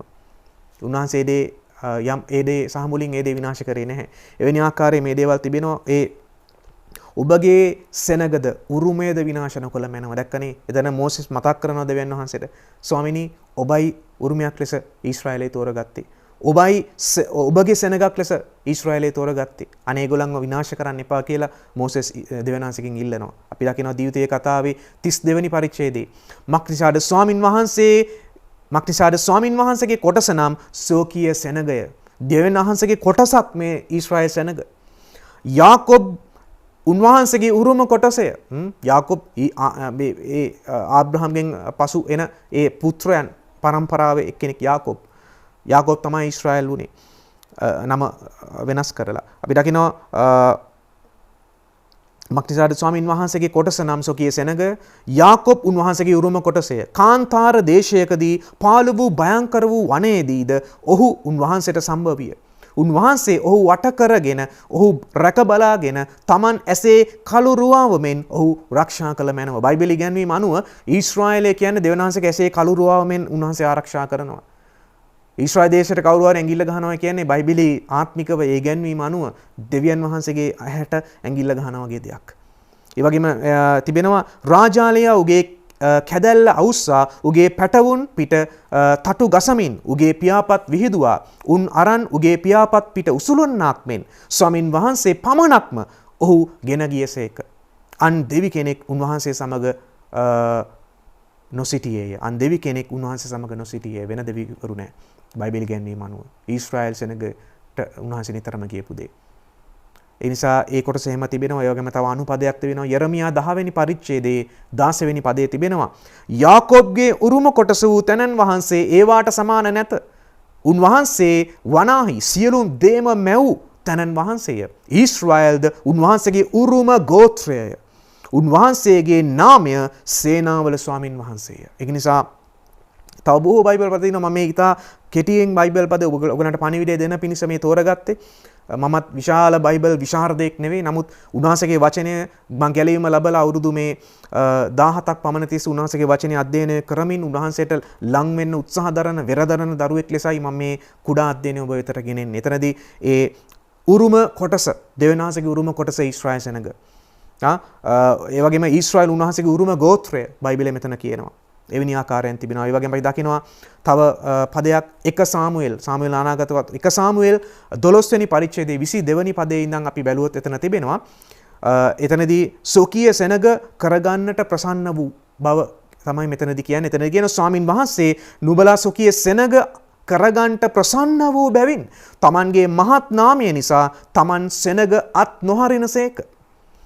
ඇරත් මා විසින් නුඹලා උදෙසා යාඥා නොකර සිටීමෙන් ස්වාමින් වහන්සේට විරුද්ධව පව් කිරීම මාගෙන් දුරු වේවා. මම යහපත් වූ හරි වූ මාර්ගය නුඹලාට උගන්වමි. ස්වාමින් වහන්සේට බයව නුඹලාගේ මුළු සිතින් උන්වහන්සේට සැබෑ ලෙස සේවය කරන්න. මක්නිසාද උන්වහන්සේ නුඹලා උදෙසා කොපමණ මහත් දේ කළසේක්ද කියා බලන්න. නමුත් නුඹලා තවත් නපුරම කරනවා නම් නුඹලාද නුඹලාගේ රජුද නාස්ති වෙනවා ඇතැයි කීසේක. මෙතනදී මේ සාමුවෙල් අනාගත වතුරුතුමා විසින් ඒ කිව්වා වූ කාරණාවල් අපි ඒ රජ කෙනෙක්ව පත් කරන්න ගිය මොහොතේ අපි දකිනවා ඊශ්‍රායලේ සාවුල් රජතුමාව පත් කරා. පසුව තමයි දාවිත් ආවේ. මේවා වෙන මේ වකවානුව තුලදී දෙවියන්සේ දෙන්නේ මේවා. මොකද දෙවියන්සේ කැමති වෙන්නේ නැහැ ඊශ්‍රායල් සෙනග අනිත් රටවල වගේ ඒගොල්ලන්ට නායකයෙක් ඒගොල්ලන්ට රජෙක්ව ඉල්ලුවා. දෙවියන්සේකට කැමති වුණේ නැහැ. මොකද ඒ කාලේ වෙනකොට මේ සාමුවෙල් වගේ අනාගත වතුරුනේ දෙවියන්සේ ඒගොල්ලන් වෙනින් පත් කරලා තිබුණේ. ඒවා ප්‍රතික්ෂේප කරලා ඊශ්‍රායල් සෙනගගේ පාපය, මුරණ්ඩුකම, කැරලිකාර ස්වභාවයන් මේ දේවල් නිසා ඒගොල්ලොත් රජෙක්ව ඉල්ලුවා. දෙවියන්සේ අකමැත්තෙන් රජෙක්ව දුන්නා. දැන් ඒකෙත් තිබෙනව කොන්දේසි. දැක්කනේ ඒගොල්ලෝ දෙවියන් වහන්සේ දීපු අර ව්‍යවස්ථාවල් ආඥාවල් කඩ කරනවා නම් රජුත් නාස්ති වෙනවා. නුඹලා විතරක් නෙමෙයි නුඹලාගේ රජුත් නාස්ති වෙනවා. බයිබලයේ උන්වහන්සේ ඒවා කියලා අපි දකින්න ඔය වුණා. අපි දකිනවා සාවුල් රජතුමාට ඒ දෙවුණා. ඊශ්‍රායලයේ විවිධ රජවරු හිටියා. විවිධ යුගන්වලදී බොහෝ රජවරු අපි කියනවා අනාගත දෙවියන් වහන්සේ එපා කියපු දේවල් කරලා බොහෝ ප්‍රශ්න වලට මුහුණ දුන්නා. ඒ වගේම එසකියල් 37 වෙනි පරිච්ඡේදයේ 11 වෙනි පදයේ අපි බලනකොට එතනත් යම් අනාගත වාක්‍යයක් තිබෙනවා. එසකියල් 37 එතන තිබෙනවා ඒ ප්‍රාණවත් කිරීමක් පිහිටුවීමක් ගැන. එතනදී කියන එවිට උන්වහන්සේ මට කතා කොට මේ එසකියල්ට උන්වහන්සේ කියනවා දර්ශනයක් තුලින් වෙන්න පුළුවන්. මනුෂ්‍ය පුත්‍රය මේ ඇට නම් මුළු ඊශ්‍රායල් වංශය. ඒ දෙවියන්වහන්සේ යම් දර්ශනයක් තුල යම් කාරණාවක් තුල දෙවියන්වහන්සේ ඒගොල්ලන්ට පෙන්වනවා යම් ඇට සැකිලි තියෙන ස්ථානයක් පෙන්නලා මේ ගැන උන්වහන්සේ කතා කරනවා. එවිට උන්වහන්සේ මට කතා කොට මනුෂ්‍ය පුත්‍රය මේ ඇට නම් මේ ඇට කිව්වම මෙතන මිනි ඇට සැකිලි වගේක් තිබුණේ එතන ඒ කාරණාවේදී මේ ඇට නම් මුළු ඊශ්‍රායල් වංශය අපේ ඇට වියලි අපේ බලාපොරොත්තුව නැති වී තිබේ. අපි සහ මුලින්ම සිඳ දමනු ලැබීමුයයි ඔහු කියති. එබැවින් නුඹ අනාගත වාක්‍ය කියමින් ස්වාමී වූ දෙවියන් වහන්සේ මෙසේ කියනසේකයි කියන්න. මාගේ සෙනගෙනි මම නුඹලාගේ සොහොන් විවර කොට නුඹලාගේ සොහොන් වලින් නුඹලා නැගිටුවා නුඹලා ඊශ්‍රායල් රටට පමුණුවන්නෙමි. එම්බා මාගේ සෙනගෙනි මා විසින් නුඹලාගේ සොහොන් විවර කොට නුඹලාගේ සොහොන් වලින් නුඹලා නැගිට්ටුවාම මා ස්වාමින් වහන්සේ බව නුඹලා දැනගන්නවා ඇත. නුඹලා ජීවත් වන ලෙස මා විසින් නුඹලා තුල මාගේ ආත්මය තබා නුඹලාගේ රටෙහි නුඹලා පිහිටුවන්නෙමි. මෙසේ ස්වාමින් වහන්සේ වන මා ඒක කියා ඉෂ්ට කළ බව නුඹලා දැනගන්නහුය. ස්වාමින් වහන්සේ කියනසේකයි මට කීසේක. මේ අනාගත වාක්‍යයක් අපි මේ බයිබලයේ තිබෙන අනාගත වාක්‍යවල බයිබල් විශාරදයෝ කියන විදිහට සමහර අනාගත වාක්‍ය තිබෙනවා. ඒවා භූමිකව ඇත්තර වෙනවා, ඒවා ආත්මික වෙනවා. ඒ වගේම සමහර අනාගත වාක්‍ය තියෙනවා. ඒවා ද්විත්ව ස්ථිර වීම. ඒ කියන්නේ ඒක ඒ අවස්ථාවන් වලදී ද්විත්ව ලෙස නැත්තම් ඒ වගේ දෙපාරක් හෝ එවැනි ගණනාවක් ඉෂ්ට වෙන අනාගත වාක්‍යයක් තියෙනවා. ඒවා සංකීර්ණ ඉගැන්වීම්. නමුත් මෙතනදී මේ කාරණාව තුල අපි දකිනවා මේ දෙවියන් වහන්සේ ඒ එසකියල් තුලින් කතා කළා වූ ඒ කාරණාව අපි අද වෙනකොට අපි බැලුවොත් එහෙම ඒක දෙවියන් වහන්සේ යම් ප්‍රමාණයකට ඒක උන්වහන්සේ බොහෝ ප්‍රමාණයකට ඒක ඉෂ්ට කරලා තිබෙනවා. අපි දකිනවා මම කලින් කතා කර විදිහට ඊශ්‍රායල් සෙනඟ විසිරීලා හිටියේ. ඊශ්‍රායල් සෙනඟ තම නිජබුම නැති වෙලා හිටියේ. ඒ කාලය තුල ඊශ්‍රායල් දේශයේ සමහර විවිධ වෙන ජාතීන් විවිධ දේවල් ඒගොල්ලෝ හදාගත්තා. ඒගොල්ලෝ අපි දකිනවා ඒක නිසා තමයි තවමත් මේ යුද්ධ තියෙන්නේ. පලස්තීනට අයිති නැහැ ඊශ්‍රායලේ. ඊශ්‍රායල් දේශය ඒ වගේම මුස්ලිම් අයට අයිතියක් නැහැ ඊශ්‍රායල් දේශය. නමුත් දෙවියන් වහන්සේම තමයි ඒව ඉඩ හැරියේ. අන්න ජාතීන්ට නුඹලාගේ දේශය පාගන්න මම ඉඩ දෙනවයි කියලා. ඒවා ඉතින් දෙවියන් වහන්සේගේ නඩුවම්. නමුත් ඉදිරි දේවල් වෙනස් වෙන්න යනවා. දැන් මෙතනදී එසකියල්ට දෙවියන් වහන්සේ දීපු මේ අනාගත වාක්‍ය හැටියට ඒ දෙවියන් වහන්සේම තමයි කියන්නේ මා නුඹලාව ඒ ඊශ්‍රායල් රටට පමුණුනවා කියලා. අපි දකිනවා මේ වර්තමානයේ ඒ 1948න් පස්සේ බොහෝ මිලියන ගණන් සෙනගක් විවිධ දේශයන් වලින් උන්වහන්සේ නැගිට්ටවර උන්වහන්සේ ඊශ්‍රායල් දේශයට ගෙනෙමින් සිටිනවා. ඔබ මේක තේරුම් ගන්න. අද ඊශ්‍රායල් සෙනග අද මේ යම් ස්ථානයක සිටිනවාද? ඒක පිටුපස සිටින්නේ දෙවියන් වහන්සේ. ඊශ්‍රායල් සෙනගගේ යුද හමුදා බලය නැත්නම් ඔය අයර්න් ඩෝම් මිසයිල තාක්ෂණය ඇතුළු විවිධ තාක්ෂණي අපි දකිනවා ඊශ්‍රායලයේ විවිධ බොහෝ තාක්ෂණික දේවල් පිටුපස වෛද්‍ය තාක්ෂණයේ පිටුපස ඒගොල්ලන්ගේ ඥානය තිබෙනවා. මේ හැම දෙයක්ම දෙවියන් වහන්සේ උන්ට දීපු ආශිර්වාද. දෙවියන් වහන්සේ ආබ්‍රහම් කරන කොටගෙන අවුරුදු 4000ක 3000 4000 ගණන් ඉස්සර දීපු පොරොන්දු. උඹලා අන්නයට ආශිර්වාදයක් වෙන්න කියලා ඊශ්‍රායල් සෙනගට කිව්වා. මේවා දිෂ්ට වෙලා තිබෙනවා. ඒ වගේම අපි දකිනවා එසකේල් 36 වෙනි පරිච්ඡේදයේ ඊශ්‍රායල් නැවත පිහිටුණු බව නැවත ඒ තවත් ප්‍රකාශ කිරීමක්. එතන තියෙනවා නමුත් එම්බා සෙනග එම්බා ඊශ්‍රායල් කඳු නුඹලා වනාහි නුඹලාගේ අතු ලියලවා මාගේ සෙනග වූ ඊශ්‍රායල්ට නුඹලාගේ ඵල දරා දෙනවා ඇත. ඔවුන් එන්ට ළඟය. මක්තිසාද මම නුඹලා උදෙසාය. නුඹලා වෙතට හැරෙන්නෙමි. නුඹලාද ඇස්වද්දා වපුරනු ලබන්නහුය. මම නුඹලා පිට මනුෂ්‍යයන් එනම් මුළු ඊශ්‍රායල් වංශයම වැඩි කරන්නෙමි. නුවරවල් ජනගහනය වෙනවා ඇත. පාලුතැන් ගොඩනගුණු ලබනවා ඇත. මම නුඹලා පිට මනුෂ්‍යයන්ද තිරිසනුන්ද වැඩි කරන්නෙමි. ඔහු වැඩි වී බෝවන්නෝය. නුඹලාගේ ප්‍රථම කාලවලදී මෙන් නුඹලා පිට මිනිසුන් වාසය කරනවා ඇත. නුඹලාගේ මුල් කාලවලට වඩා මම නුඹලාට යහපත කරන්නෙමි. නුඹලාද මා ස්වාමින් වහන්සේ බව දැනගන්නවා ඇත. එසේය නුඹලා පිට මනුෂ්‍යයන්ට එනම් මාගේ සෙනග වූ ඊශ්‍රායලට ඇවිදින්ට සලස්වන්නෙමි. ඔවුන් නුඹව හිමි කරගන්නවා ඇත කියලා මේ දෙවියන්වහන්සේ දේශයට උන්වහන්සේ කතා කරනවා. බයිබලයේ ගැන්වීම අනුව දෙවියන්වහන්සේට ඕන දෙයකට කතා කරන්න පුළුවන්. යේසුස් වහන්සේ පවා කියනවා මේගොල්ලෝ ප්‍රශංසා කරේ නැත්නම් ගල් දෙවියන්වහන්සේට ප්‍රශංසා කරයි කියලා යේසුස් වහන්සේත් කියනවා. ඒ නිසා මේ මුළු මැවිල්ලේ හැම දූවිලි අංශුවක් පවා දෙවියන්වහන්සේව දන්නවා. ඒවා අපිට තේරුම් ගන්න අමාරුයි. අපිට නම් ආත්මය ප්‍රාණය ශරීරය මනුෂ්‍යයට තියෙනවා. සතුන්ට ප්‍රාණය තියෙනවා ශරීරය තිබෙනවා. දෙවියන් වහන්සේ එක්ක තිබෙන අර ආත්මය නෑ හැබැයි සතුන්ට. ඒව වෙනම ඉගැන්වීමක්. නමුත් බයිබලයේ ඉගැන්වීම අනුව බලන්න දෙවියන් වහන්සේ දැන් මේ අනාගත වාක්‍ය කියනවා ඒ දේශයේ ඒ කඳු ඇතුළු භවභෝග වලට ඒ අනාගත වාක්‍යයක් කියන්නේ. මොකද ඊශ්‍රායල් සෙනග මගේ සෙනග එන්නේ යන්නේ. නුඹලා පළ දරන්න ඕන දැන්. ඔවුන්ගේ දරුවන් නුඹ තවත් නැති කර නොමන්නේ. අපි දකිනවා අද වෙනකොට ඊශ්‍රායල් සෙනග ඊ타ත්ම ශාස්ත්‍රීය රටක්, භවභෝග වලින් ශාස්ත්‍රීය රටක්. ඔබ මේව බලන්න. මේවා හොයලා බලන්න. අද ඊශ්‍රායල් සෙනග කොපමණ ඉතා ගුණාත්මක භාවයෙන් යුක්ත එළවලු පළතුරු එවැනි බොහෝ භවභෝග ඒවා ආනයනය කරනවා. ඒවා පිටරටවලට යවනවා. බොහෝ ආශිර්වාදයක් අද ඊශ්‍රායල් සෙනග. අපි දකිනවා බයිබල් ඉතිහාසය බලනකොට විවිධ ඉතිහාසඥයන් පවා කියනවා අර ඊශ්‍රායල් දේශයේ 1948 ඒගොල්ලෝ 1800 ගණන් වල ඉඳන් 900 ගණන් වෙනකන් තමයි මේ කාරණාව තිබුණේ. ඒ එන්නේ ඉස්සෙල්ලා ඒ භූමිය පාළුවට ගිහිල්ලා තිබුණලු. නමුත් ඊශ්‍රායල් සෙනග එනකොට මේ භූමිය නැවත පළදරන්න පටන් ගත්තලු. බයිබල් ඉතිහාසඥයෝ වගේම ඉතිහාසයේ සාමාන්‍ය කිතුණුවන් ඕන ඉතිහාසඥයෝත් මේවා කියනවා. ඒ කියන්නේ ඊශ්‍රායල් සෙනග දේශේ නැත්තම් ඒ දේශත් පාළු වෙනවා. වෙන ජාතීන් මොනා කරත් ඒක වැඩක් නැහැ. ඊශ්‍රායල් සෙනග හිටියොත් තමයි ඊශ්‍රායල් දේශයේ ආශිර්වාදයක් වෙලා ඊශ්‍රායල් දේශය පවා ශාස්ත්‍රීය වෙන්නේ ඊශ්‍රායල් සෙනග ඉන්නවනම්. ඒක තමයි දෙවියන් වහන්සේ සහ ඊශ්‍රායල් අතර සහ ඒ දේශය අතර තිබෙන ගනුදෙනුව. මේව විහිළු නෙමෙයි. මේ බයිබලයේ ලියා තිබෙන දේවල්. ඒ වගේම යෙසායා 11 වෙනි පරිච්ඡේදයේ කියනවා උන්වහන්සේ ජාතීන්ට කොඩියක් ඔසවා පන්නනු ලැබූ ඊශ්‍රායල් වරුන් රැස් කර විස්සුරුවනු ලැබූ යුදාවරුන් පොළොවේ සතර කොනෙන් එකතු කරනසේක. මේ සමහර අනාගතයෙන් මම නැවත කියනවා. මේවා දිත්ත ඉස්තර වීම තිබෙනවා. සමහර මේ අනාගත වාක්‍ය යේසුස් වහන්සේ හා සම්බන්ධ අනාගත වාක්‍ය. නමුත් ඒවා ඊශ්‍රායල් එක්කත් ගැලපෙනවා. ඒ නිසා මේක යම් ආකාරයක යම් වෙලාවකට සංකීර්ණ වෙන්න පුළුවන්. නමුත් ඒක මෙතනට දැන් වැඩි අදාළ නැහැ. මම මේ කතා කරන්නේ ඊශ්‍රායල් සෙනග සහ බයිබලයේ දෙවියන් වහන්සේ තමයි ප්‍රධාන කාරණාව. ඊශ්‍රායල් පිටුපස්සේ සිටින ප්‍රධාන බලවත් තැනන් වහන්සේ. ඒ ඊශ්‍රායල් ඉතිහාසයේ පුරාවට මේ දේ තමයි සත්‍යතාවය. අපි දකිනවා මෙතනදී පොළොවේ සතර කොනින් එකතු කරනවා.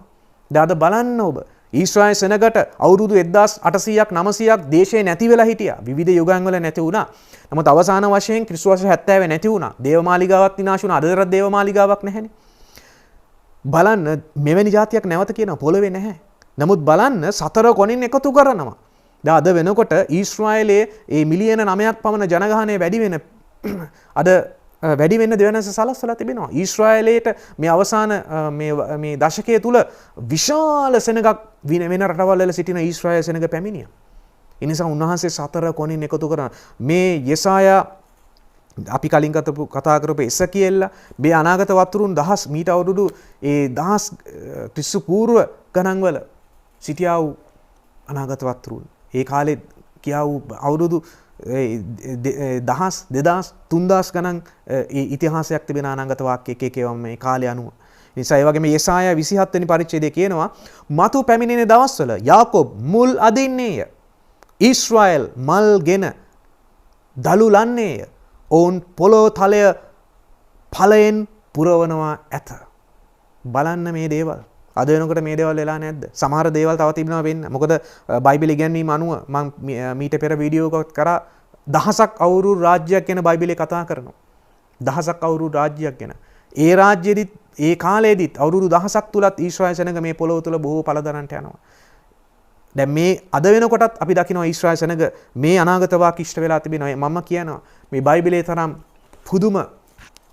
පුදුම සහගත ඓතිහාසික පුදුම සහගත ජීවමාන අනාගත වාක්‍ය තිබෙන ලියවිල්ලක් මේ පොළවේ නැහැ. පුදුමයි. මම නම් දුර්වල මිනිහෙක්. නමුත් බයිබලය අධ්‍යයනය කරනකොට මා තුල සිටින ශුද්ධාත්මයන් වහන්සේ මට දෙන්නා වූ යම් කරුණාවේ ප්‍රකාරයට ඒ මඟ පෙන්වීම ප්‍රකාරයට උන්වහන්සේගේ වචනය පුදුමයි. ශුද්ධ වූ බයිබලය ඇත්තටම පුදුමයි. ඒ වගේම අපි දකිනවා මේ ඊශ්‍රායල් සෙනග සම්බන්ධව යේසුස් වහන්සේ යම් කාරණාවක් කියනවා. අවසාන කාලය ගැන අපිට කියන්නේ කියලා යේසුස් වහන්සේගේ ගෝලයෝ යේසුස් වහන්සේගෙන් ඉල්ලන වෙලාවේදී යම් බොහෝ කාරණාවල් කිහිපයක් කියනවා. එතනදී එක කොටසක් මම ගන්නවා මතෙව් 24 වෙනි පරිච්ඡේදයේ 32 වෙනි පදේ ඉඳන්. අත්තික්කා ගහේ උපමාව ඉගෙන ගන්න. එහි අතු මෘදුව කොළ හටගන්න කල ග්‍රීස්ම කාලය ළඟ බව නුඹලා දන්නහොය. එසේම නුඹලා මේ සියල්ල දකින කල උන්වහන්සේ දොරටු සමීපෙහි බවත් දැනගෙන සැබවක් නුඹලාට කියමි. මේ සියල්ල සිදුවරන තුරු මේ පරම්පරාව පහව නොයන්නේය. අහසත් පොළවත් පහව යන්නේය. නමුත් මගේ වචනය පහ නොවන්නේය. අපි දකිනවා මේ කාරණා මේ ඒ බයිබලයේ කියන අත්තික ගහේ ඵල ඒ දරන කාලයක් එනවා. අපි දකිනවා ඊශ්‍රායල් සෙනග ඒ 1900 ගණන් 1948න් පස්සේ ඒ දේශයක් ලෙස නැවත පිහිටුණා. අපි දකිනවා ඵල දැරීම ඒ දලු ඒ හට ගන්න පටන් ගත්තා.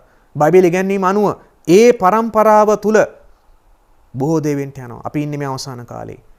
සැබෑ කිතුණුවෙක් ලෙස මම කියනවා අද ඕනෑම සැබෑ කිතුණුවන් මේ දේ දෙවියන් වහන්සේගේ මඟ පෙන්වීම, සුද්ධාත්මනසගේ මඟ පෙන්වීම, බයිබලයේ ඉගැන්වීම, ලෝකයේ සිදුවෙනා වූ මේ කාරණාවල් මේ හැම දෙයක් තුළ සැබෑ කිතුණුවා පමණයි ඒ දෙ දන්නේ. ලෝකේ මිනිස්සු දන්නේ නැහැ. සැබෑ නොවන නාමික කිතුණුව බයිබලයේ ගැන උවමනාවක් නැති කිතුණුවත් ලෝන තරම් ඉන්නවනේ. ඒගොල්ලන්ට මේවා තේරෙන්නේ නැහැ. නමුත් සුද්ධාත්ම වහන්සේගේ බලය තුල, උන්වහන්සේගේ මඟ පෙන්වීම තුල, බයිබලයේ ඉගැන්වීම තුල, උන්වහන්සේගේ වචනේ තිබෙනවා. උන්වහන්සේගේ වචනේ මුළු අදහස නම් සත්‍යය කියලා බයිබලය උගන්වනවා. ඒ නිසා මේ වචනේ සත්‍ය. දේවානුභාවයෙන් දුන් ලියවිල්ල, මුළු ලියවිල්ල.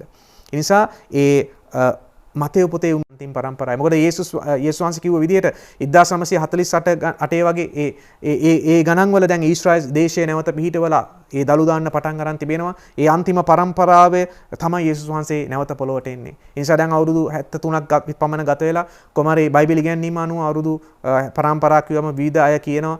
සමහර ඒ අනුව අපි දකින පරම්පරාවක් කියවම අවුරුදු 70 80 100 අතර වෙනවා. නමුත් මේ හැම දෙයක් තුල අපි දකිනවා බයිබල් ඉගැන්වීම අනුව නම් බයිබලයේ දැනට වෙලා තිබෙන බොහෝ ඉෂ්ට වෙලා තිබෙන අනාගත වාක්‍ය අනුව අපි සිටින්නේ අන්තිම පරම්පරාවේ. අපි මේ සිටින පරම්පරාවේ ඔබ මම ජීවත්ව සිටිනවා නම් දකින්න යනවා යේසුස් වහන්සේ නැවත ඔලීව කන්දර ඊශ්‍රායලට එනවා. මේ බයිබලයේ ලියලා තියෙන පොරොන්දුවක් මේ කියන්නේ. මේවා සුරංගනා කතා නෙමෙයි.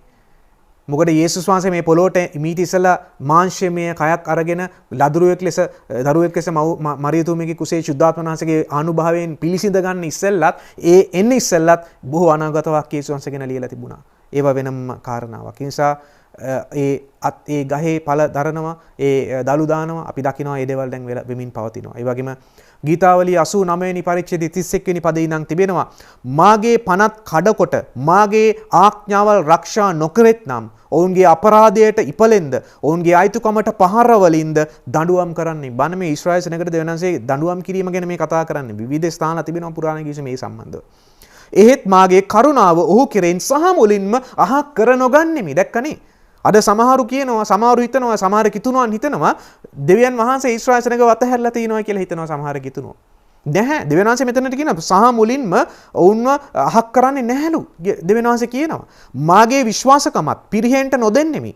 මාගේ ගිවිසුම කඩ නොකරන්නෙමි. මාගේ තොල් වලින් නික්මවුණු දේද වෙනස් නොකරන්නෙමි. මාගේ ශුද්ධකම කියා එක්වරක් දීලීමි. දාවිත්ට බොරු නොකියන්නෙමි. ඔහුගේ වංශය සදාකල්ද ඔහුගේ සිංහාසනය මා ඉදිරිහි සූර්යයා මෙන්ද පවතින්නේය. එය චන්ද්‍රයා මෙන් ආකාශයෙහි විශ්වාස සාක්ෂිය මෙන්ද සදාකල් පිහිටනු ලබන්නේය. ඒ නිසා තවත් ඒ පොරොන්දුවක් ඊශ්‍රායල් සෙනගව දෙවියන් වහන්සේ සහ මුලින් ඉවත් කළා නැහැ. දෙවියන් වහන්සේ තමයි ඊශ්‍රායල් සෙනගව යම් ප්‍රමාණයකට ඉවත් කළේ ඒ උන්වහන්සේ දඬුවමක් ලෙස. නමුත් දෙවියන් වහන්සේ නැවත ඊශ්‍රායල් සෙනග කැඳවන්න යනවා. ඉදිරියේදී තවත් පුදුම දේ වෙන්න යනවා. බයිබලයේ තව ප්‍රබල දෙයක් තිබෙනවා. ඒ දානියෙල් තුමා බයිබලයේ හිටපු අනාගත වතුරු තුමෙක්. එයා හරහා දෙවියන් වහන්සේ දෙනවා ඊශ්‍රායල් සෙනග ගැන සති ගැන අනාගත වාක්‍යයක්. එක බයිබල ඉගැන්වීම අනුව ඒ ඊශ්‍රායල් සෙනගට දෙවියන් වහන්සේ යම් ස්ථානයකදී අවුරුදු 490ක යම් කාරණාවක් ඔවුන් දෙවියන් වහන්සේ නියම කරනවා ඒගොල්ලන්ට. ඒ 490න් අපි දකිනවා 483ක් දැන් වෙලා ඉවරයි. තව අවුරුදු 7ක් ඉතුරුයි. අවුරුදු 483ක් ඉවර වෙලා දැන් අවුරුදු 2000ක් පමණ ගත වෙලා තියෙන්නේ. කවුන්ට්ඩවුන් එකේ ඉතුරු අවුරුදු 7 පටන් ගන්න යන්නේ යේසුස් වහන්සේගේ උන්වහන්සේ සභාව උසව ගැනීමත් සමග. මේක තමයි සැබෑ ඉගැන්වීම. යේසුස් වහන්සේ සභාව සැබෑ කිතුණුවන්ව උන්වහන්සේ ඔසව ගන්න දවසක් එනවා. ඒක ඉක්මනින් මෙන්ට යනවා. එදා ඉඳන් නැවත අවුරුදු 7ක් දෙවියන් වහන්සේ ඊශ්‍රායල් සෙනග වෙත නැවත හැරෙන්න යනවා. නැවත උන්වහන්සේගේ කරුණාව උන්වහන්සේගේ දඬුවමත් දෙන්න යනවා. ඊශ්‍රායල් සෙනග දඬුවම් විඳිනවා ඒ අවුරුදු 7. බොහෝ දඬුවම් විඳින්නට යනවා. ඒ වගේම ගැලවීම ඊශ්‍රායල් සෙනගට දෙවියන් වහන්සේ යේසුස් වහන්සේ දෙන්න යනවා. මේ අනාගත වාක්‍යය තිබෙනවා. අපි දකින එසකියල් 34 වෙනි පරිච්ඡේදයේ කියනවා ස්වාමින් වහන්සේ වන මම ඔවුන්ගේ දෙවියන් වහන්සේ වන්නෙමි. මාගේ සේවකයා වූ දාවිද්ද ඔවුන් අතරේ අධිපතියා වන්නේය. මේ ආකාරයක අනාගත වාක්‍යයක්. මේක අලුත් ගිවිසුමට ඒ වගේම යේසුස් වහන්සේ ඒ වගේම දහසක් අවුරුදු රාජ්‍ය මේ දේ හැම දෙයකටම සම්බන්ධ වෙන්න පුළුවන් අනාගත වාක්‍යයක්. ඒකයි මම කලිනුත් කිව්වේ. නමුත් මේක අපි බැලුවොත් මෙතනදී කියනවා මාගේ සේවකෝ දාවිත් ඔවුන් අතරේ අධිපතියා වන්නේය. ස්වාමින් වහන්සේ වන මම ඒක කීමි. මම ඔවුන් සමග සමාදාන ගිවිසුමක් කරන්නෙමි. ඔවුන්ට සුවසේ කාන්තාරෙහි වසන්ටත් කැලෑවල නිදාගන්ටත් පුළුවන් වන ලෙස මම ඡණ්ඩ මූර්ගයන් දේශයෙන් පහ කරන්නෙමි. මම ඔවුන් සහ මාගේ කන්ද වට කර ඉඩම් ආශිර්වාදයක් කරන්නෙමි. වැස්ස නියම කාලයට වස්සන්නෙමි. ආශිර්වාද වර්ෂා පැමිණෙනවා ඇත. කෙතේ ගස්වල ඵල හටගන්නේය. දේශය ඒකේ අස්වැන්න දෙන්නේය. ඔහු උපද්‍රව රහිතව තමුන්ගේ රටෙහි සිටින්නෝය. ඔහු මා විසින් ඔවුන්ගේ වියගස් කඩා ඔවුන් වහල් කරගත් අයගේ අත්වලින් ඔවුන් ගලවා ගත්තාම මා ස්වාමින් වහන්සේ බව ඔවුන් දැනගන්නවා ඇත. ජාතීන්ට තවත් ඔවුන් කොල්ලයක් නොවන්නේය. පොළවේ මුර්ගයෝ ඔවුන් නොකන්නේය. කිසිවෙක් ඔවුන් බය ගන්වන්නේ නැතුව ඔවුහු සුවසේ වාසය කරන්න ඕය. අපි දකිනවා ඊශ්‍රායල් සෙනග අද වෙනකොටත් යම් ස්ථානයක සිටිනවා. නමුත් මේ අනාගත වාක්‍ය ඉදිරියට තමයි සම්පූර්ණයෙන් ඉෂ්ට වෙන්න යන්නේ. ඔවුන් කොල්ලයක් නොවන්නේ කිසි ජාතියට කොල්ලයක් නොවන්නේ ඔය. බලන්න මේ ඉතිහාසයේ පුරාවට ඊශ්‍රායල්ට විරුද්ධව කොපමණ රටවල් සිටිනවද? අපි දකිනවා ඊශ්‍රායලේ පුදුම සටන් කළා 1948න් පස්සේ 1960 ගණන් වල 1970 ගණන් වල අදටත් සටන් තමයි. නමුත් ඊශ්‍රායල් සෙනග තවමත් තිබෙනවා. ඊශ්‍රායල් දේශය තවමත් පවතිනවා. ඊශ්‍රායල් සෙනග තවමත් දේශයන් වලින් එකතු වෙමින් පවතිනවා. ඊශ්‍රායල් සෙනග අතර මෙසියානික් යුදෙව්වන්, ඒ කියන්නේ යේසුස් ක්‍රිස්තුස් වහන්සේ තුල ගැලවීම ලැබුවා යුදෙව්වන් පවා අද වැඩි වෙමින් පවතිනවා. උන්වහන්සේ පුදුමයි. උන්වහන්සේ එදා ආබ්‍රහම්ට දීපු පොරොන්දුව උන්වහන්සේ මැනවින් ඉෂ්ට කරමින් සිටිනවා. අපි දකිනවා මේ දේවල් මේවල සමහර දේ ඉදිරිදී වෙන්න යනවා, සම්පූර්ණ වෙන්න යනවා. කිසි කොල්ලයක් නොවන්නේ. ඊශ්‍රායල් සෙනග සහ මුලින් විනාශ කරන්න මේ පොළවේ කාටවත් බෑ. තව යුද්ධ වෙන්න යනවා. ඒක වෙනවා. බයිබලෙ උගන්වනවා. බයිබලෙ ලියා තිබෙනවා යුද්ධ වෙනවා. තවත් රටවල් බොහෝ ඊශ්‍රායල් සෙනග වට කරලා ඊශ්‍රායල් සෙනගට ප්‍රහාර එල්ල කරනවා ඉදිරියේදී. බයිබලෙ අනාගත වාක්‍යයනේ තුන්වන මහා ලෝක යුද්ධයක් වෙන්න යනවා. මේක බයිබලෙ ලියලා තියෙන දේවල් වෙනවා අනිවාර්ය. බයිබලෙ මෙතෙක් කල් වෙලා තිබෙන දේවල් පුදුමයි. ඒවා නිර්වද්‍යයි. ඒවවල සම්භාවිතාව පුදුමයි. ඉදිරියේදී වෙන්න යන ඉදිරි අනාගත වාක්‍යයත් ඒවා එලෙසම වෙන්න යනවා.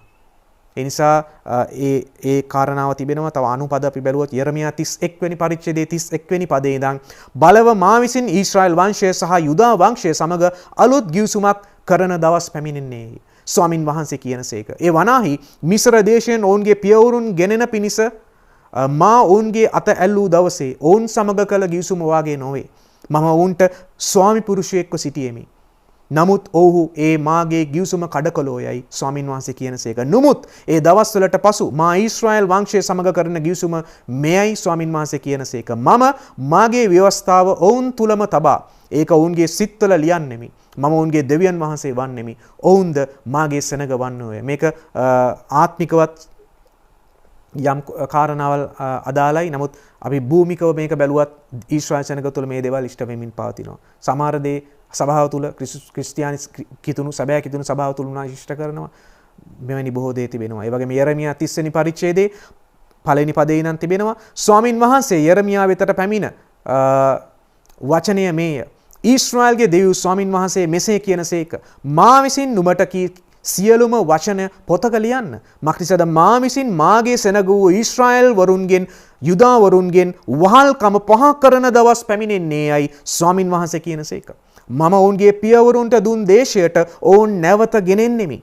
ඔවුහුද ඒක භුක්ති විඳින්නෝයයි ස්වාමින් වහන්සේ කියනසේක. තවද ඊශ්‍රායල් වරුන් සහ යුදා වරුන් ගැන ස්වාමින් වහන්සේ කී වචන මේවාය. ස්වාමින් වහන්සේ මෙසේ කියනසේක. වෙව්ලුමේදී හඬක් අපට ඇසුනේය. ඒ සමාදානයේ නො බීතියේ හඬක්ය. පුරුෂයෙක් බිහි කරන වේදනා විඳින්නේය කියා අසා බලන්න. බිහි කරන ස්ත්‍රියකු මෙන් සියලු පුරුෂයන් ඉඟටියේ අත් තබාගෙන ඉන්නවා සියලු මුහුණු සුදුමැලිව තිබෙනවාත් මට පෙනෙන්නේ මක්නිසාද? අහෝ ඒ දවස මහත්ය ඊට සමාන වූ දවසක් නැත. ඒක යාකොබ්ගේ විපත්ති කාලයය. එහෙත් ඔවුන් එයින් ගලවනු ලබනවා ඇත. මක්නිසාද ඒ දවසේදී ඔහුගේ වියගහ නුබේ බෙල්ලෙන් සිඳ දමා නුබේ කැඩුම් කඩා දමන්නෙමි සේනාවල ස්වාමින් වහන්සේ කියනසේක.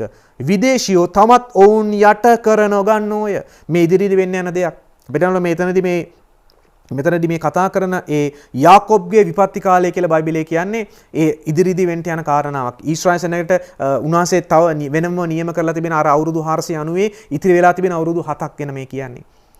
බොහෝ දේශයන් ඊශ්‍රායල්ට විරුද්ධ වෙනවා. නමුත් දෙවියන් වහන්සේම මැදහත් වෙලා ඒ බොහෝ සෙනග දෙවියන් වහන්සේ විනාශ කරනවා. දෙවියන් වහන්සේ දඬුවම් කරනවා. ඒක බයිබලයේ ලියලා තිබෙනවා. කවුරු කැමති හෝ අකමැති එක වෙනවා.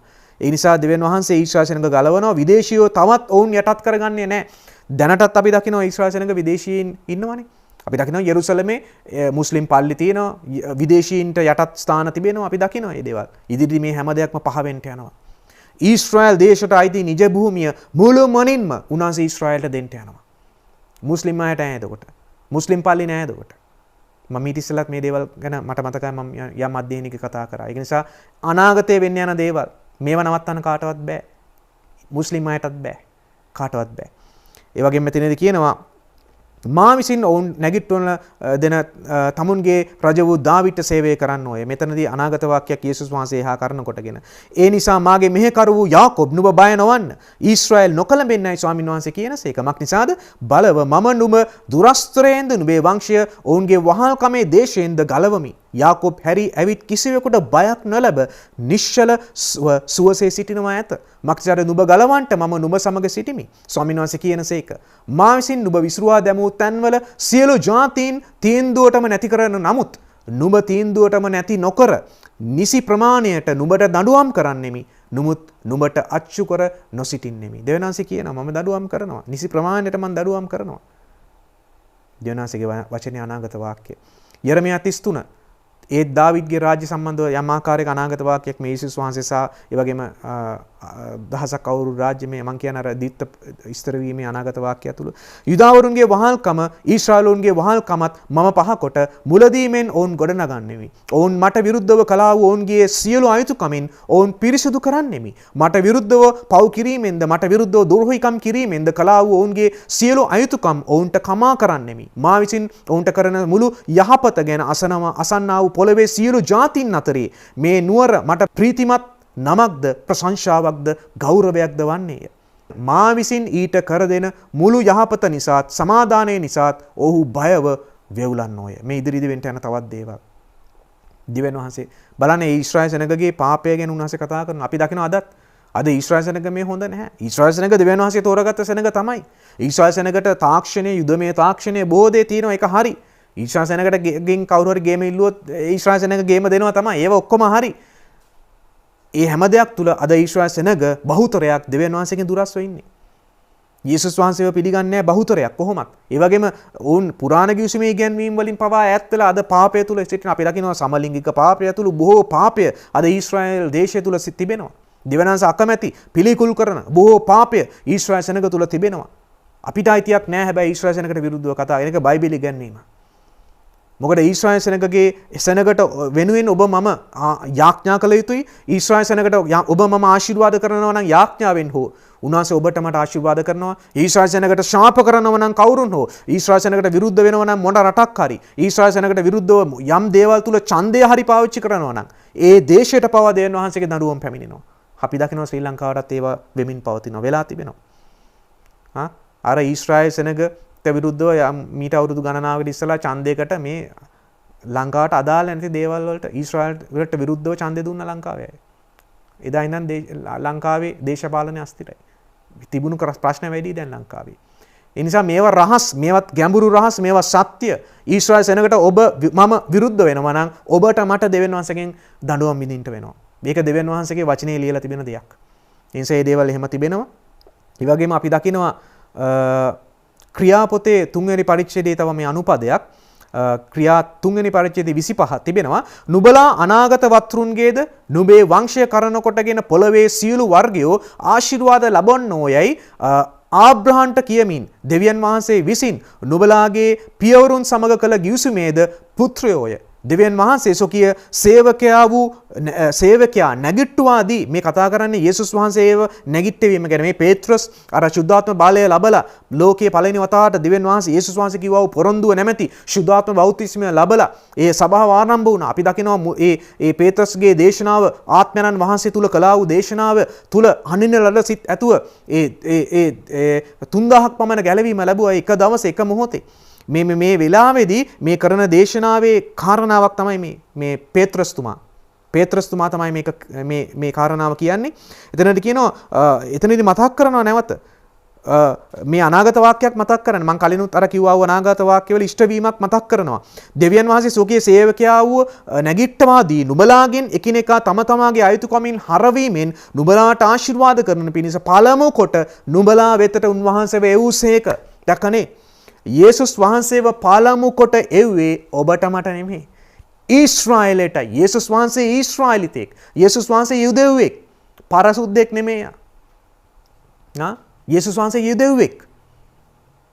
උන්වහන්සේ යුදෙව් සම්භවයක ඊශ්‍රායල් ගෝත්‍රය හරහා යුදා ගෝත්‍රයෙන් දාවිත්ගේ ගෝත්‍රයෙන් වංශයෙන් එන්නේ යේසුස් වහන්සේ. අර උප්පත්ති පොතේ ඉඳන්ම සඳහන් වෙන කාරණාවල් ඉෂ්ටවීම.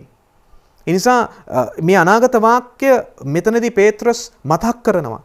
සේවකයා නැගිට්ටුවාදී කියන්නේ යේසුස් වහන්සේව මලවුන්ගෙන් නැගිට්ටවීම ගැනයි මේ කතා කරන්නේ. ඇසින්දුතු සාක්ෂිකාරයෝ ඇතුළේ එතන හිටියනේ.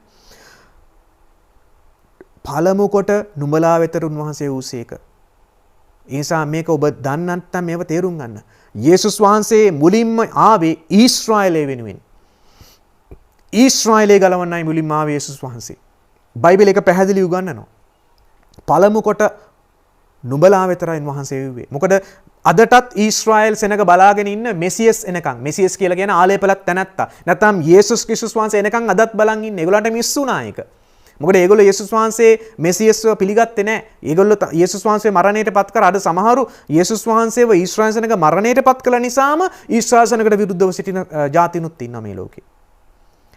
මේ හැම දෙයක් මෙසේ තිබෙනවා. ඒ නිසා ඊශ්‍රායලටයි මුලින්ම යේසුස් වහන්සේ උන්වහන්සේ පළමු කොට ආවේ. අන්‍ය ජාතිනුන්ට අපට පස්සේ ආවේ. ඒකටත් පස්සේ රෝම පොතේ පවා ඒව ගැන කතා කරනවා. ගීතාවලිය 94 වෙනි පදයේ කියනවා මක්තිසඩ ස්වාමින් වහන්සේ තමන් සෙනග ඉවත නොදමනසේක තමන් උරුමයද අත් නොහරිනසේක. ඒ නිසා බයිබලයේ ගැන්වීම අනුව ඔබ මම හිතන්න හොඳ නැහැ ඊශ්‍රායල් සෙනග දෙවියන් වහන්සේ අත්හැරලා තියෙන්නේ නැහැ. ඊශ්‍රායල් සෙනගව උන්වහන්සේ තමයි කිව්වේ මම නුඹලව ටික මොහොතකට අත්හරිනවා. නමුත් මම නැවත නුඹලව කැඳව ගන්නවා. ඒකයි මම කියන්නේ මේ අධ්‍යයනයේ මම මුලින්ම පටන් ගන්නවා මම කිව්වා. මේක ඊශ්‍රායල් සෙනග තෝරා ගැනීම. දෙවියන් වහන්සේ තමයි තෝරාගත්තේ සහ ඒ මුළුමනින්ම අත්නොහැරීම ගැන මම මේ කතා කරන්නේ. මේ සියල්ල අදටත් තව ඉදිරියේදී වර්ෂ ගණනාවකටත් මේ අදාළයි මේ වචනය. මොකද ඊශ්‍රායල් සෙනග අද මේ සිටින්නේ දෙවියන් වහන්සේ නිසා යම් ස්ථානයක සිටිනවා නම්. ඒ නිසා ඔබ මේ ගැන දන්නේ නැති කිතුණුවෙක් නොවන මේ දේවල් දන්නේ නැති පුද්ගලයෙක් නම් මේක තමයි ප්‍රබල සැබෑ එකම සාධකය.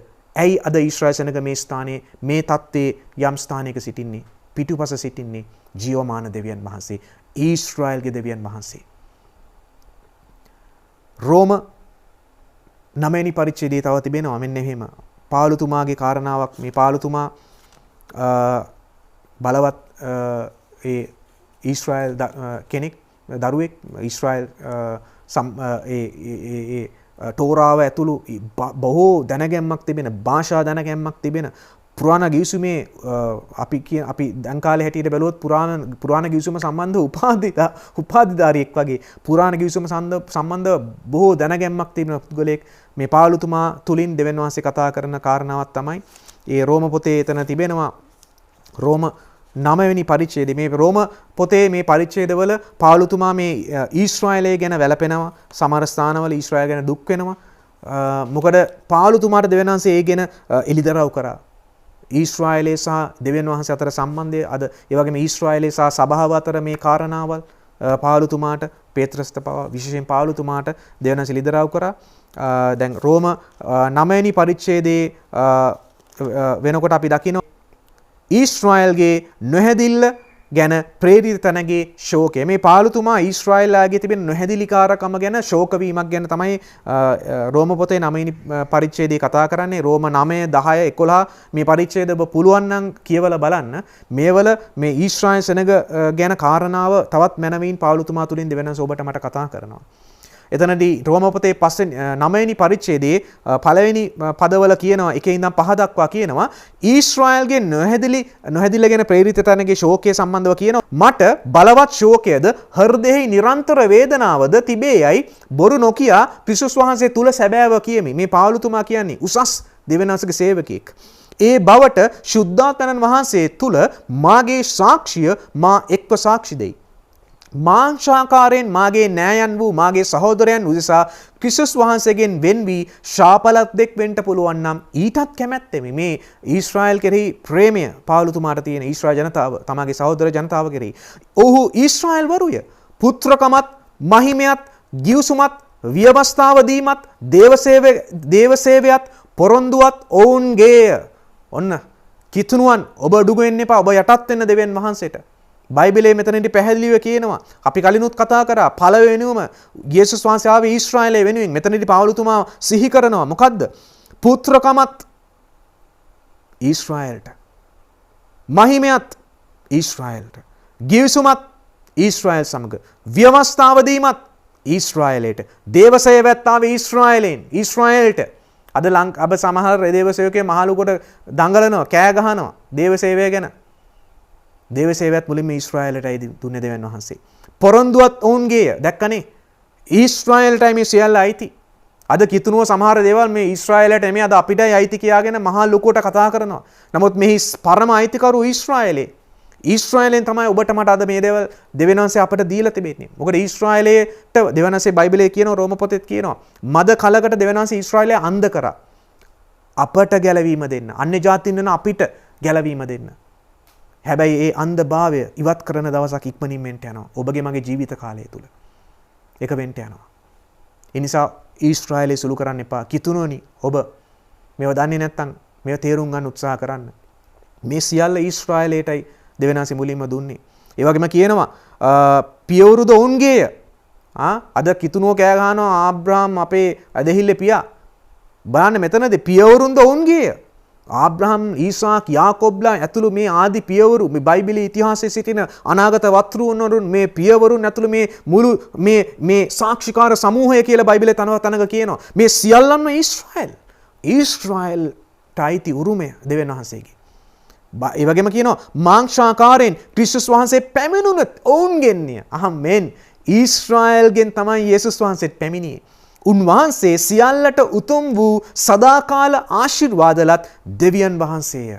ආමෙන් කියලා මෙතනදී රෝම පොතේ කතා කරනවා. ඒ වගේම මම දැන් මේ කතා කරේ රෝම 9 වෙනි පරිච්ඡේදයේ 1 ඉඳන් 5. ආය 6 ඉඳන් මම 13 දක්වා කියෙව්වොත් දෙවියන් වහන්සේගේ පොරොන්දු නිර්ාර්ථක නොවූ බව කියලා පාවුලතුමා කියනවා.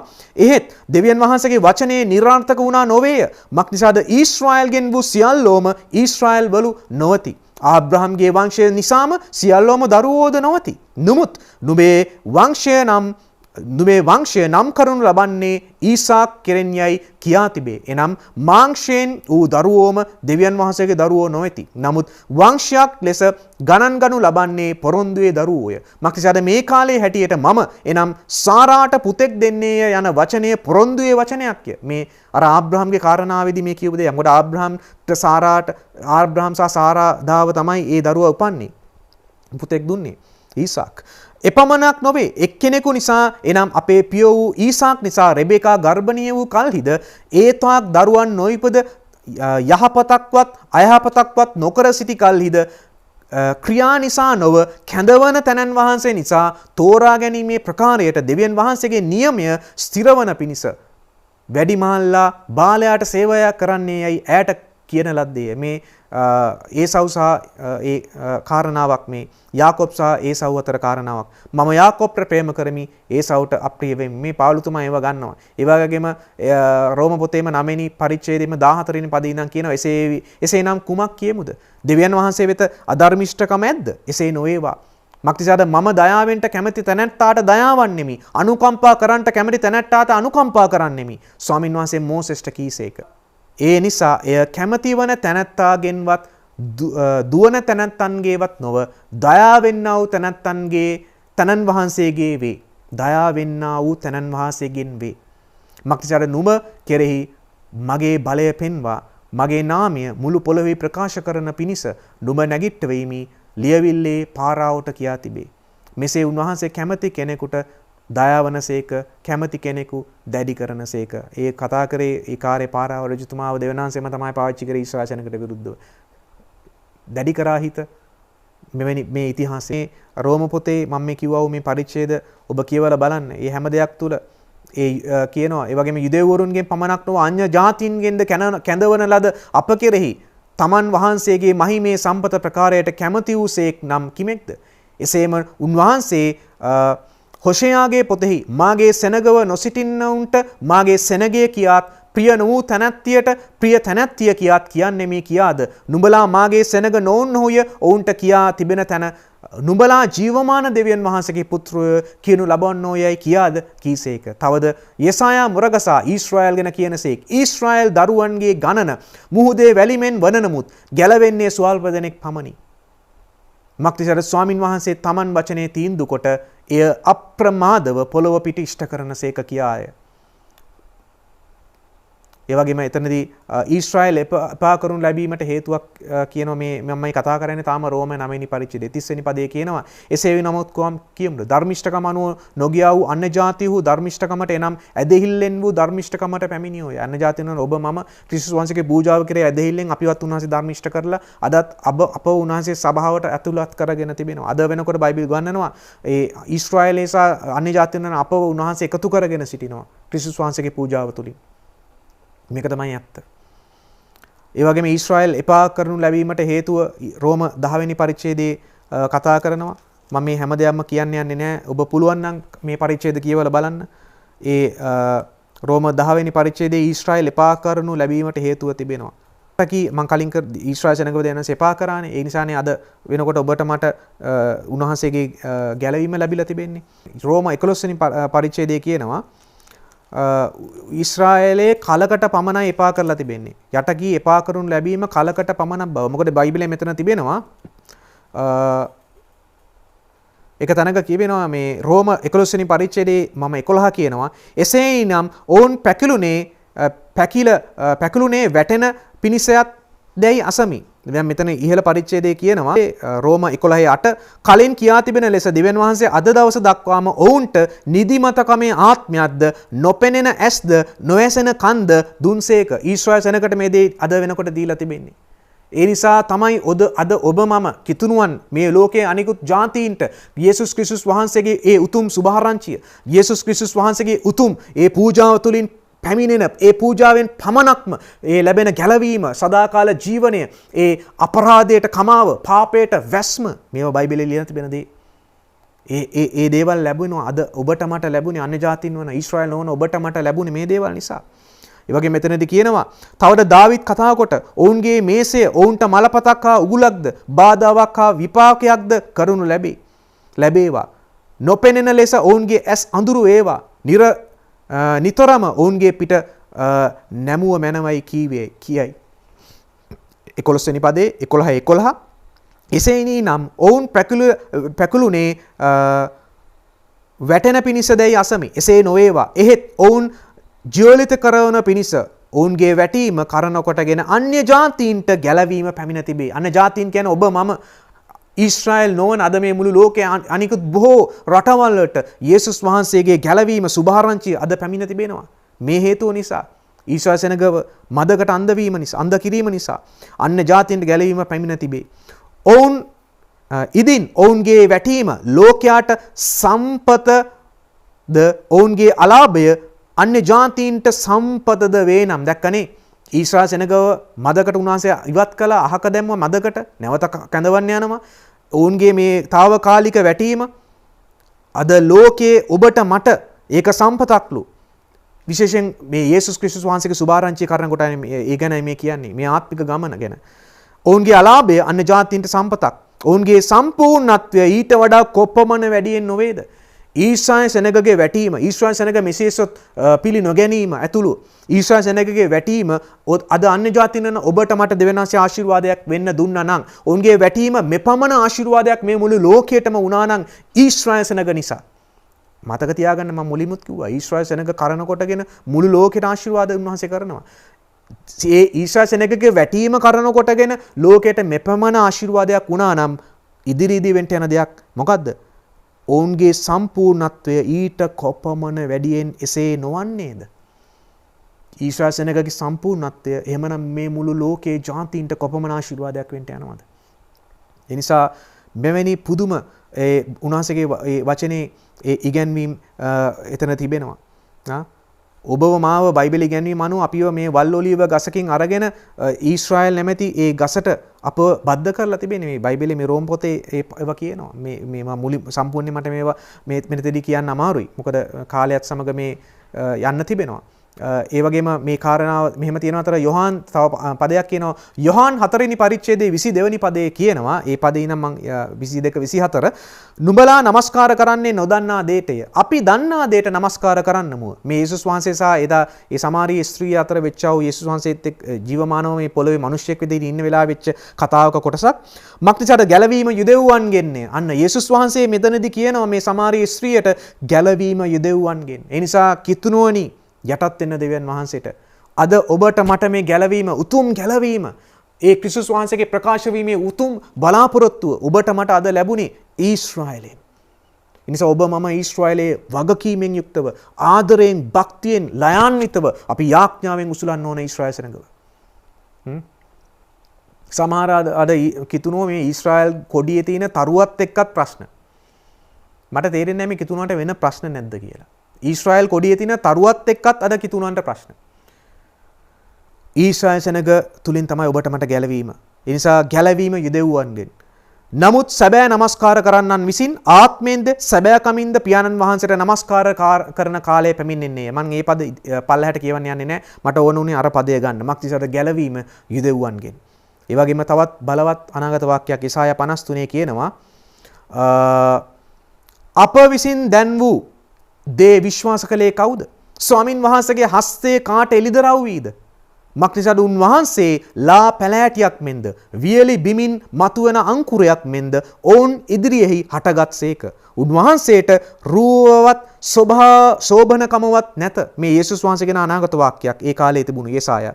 අප විසින් උන්වහන්සේ දකින විට උන්වහන්සේ කෙරේ ආශා වීමට ලක්ෂණ කමක් නැත. උන්වහන්සේ මිනිස්යන් විසින් සුළු කොට එපා කරනු ලැබූසේක. යේසුස් වහන්සේගෙන මේ කියන්නේ. වේදනා ඇත්තා වූ දුක දන්නා වූ මිනිස්සෙක්ය. මිනිස්යන් විසින් තමුන්ගේ මුහුණ සඟවා ගන්නා කෙනෙකු මෙන් උන්වහන්සේ සුළු කරනු ලැබූසේක. අපිද උන්වහන්සේ නොසැලකුවෙමු. මේ ඊශ්‍රායල් සෙනඟගේ ගැන අනාගත වාක්‍යයක්. ඊශ්‍රායල් සෙනඟ මේ යේසුස් වහන්සේව එපා කළා. සැලකුවේ නැහැ. සබවින් උන්වහන්සේ උසුලා ගත්තේ අපේ දුක්ඛය, දරා ගත්තේ අපේ ශෝකය. එසේ වී නමුත් උන්වහන්සේ දඬුවමද දෙවියන් වහන්සේගේ පහරද පීඩාවද ලැබූ කෙනෙක් යයි අපි සිතිමු. නමුත් උන්වහන්සේ තුවාල ලැබුවේ අපේ අපරාධ නිසාය. පොඩි කරනු ලැබුවේ අපේ අයිතිකම් නිසාය. අපට සමාදානය දෙන දඬුවම උන්වහන්සේ පිටතට පැමිණියේය. උන්වහන්සේගේ පහර වලින් අපට සුවය. මේ යේසුස් වහන්සේ ගැන ප්‍රබල අනාගත වාක්‍යයක්. මේකෙදි බලන්න එතනදී පවා කියනවා එපා කරනු ලැබුවා යේසුස් වහන්සේ මෙසියස්ව. එපා කරනු ලැබුවා. නමුත් යේසුස් වහන්සේ නැවත එන්ට යනවා. යේසුස් වහන්සේ එන වෙලාවේදී ඊශ්‍රායල් සෙනඟ කියන්න යනවා යම් දෙයක්. යෙසායා 54 7 වෙනි පදේ නම් මම මේ කියවනවා. මම ලුහුඬු මොහොතකට නුඹ අත්හැරියමි. නමුත් මහත් අනුකම්පාවලින් නුඹ නැවත කැඳවා ගන්න. දැක්කනේ යේසුස් වහන්සේ මේ ඊශ්‍රායල් සෙනඟ ගැන කියන අනාගත වාක්‍යය. ලුහුඬු මොහොතකට උන්වහන්සේ ඊශ්‍රායල් සෙනඟ අත්හැරියා. නැවත කැඳවා ගන්නට යන අනුකම්පාවලින්. මම උදහස වගුරුවා මාගේ මුහුණ මොහොතක් නුඹෙන් සංගවා ගතිමි.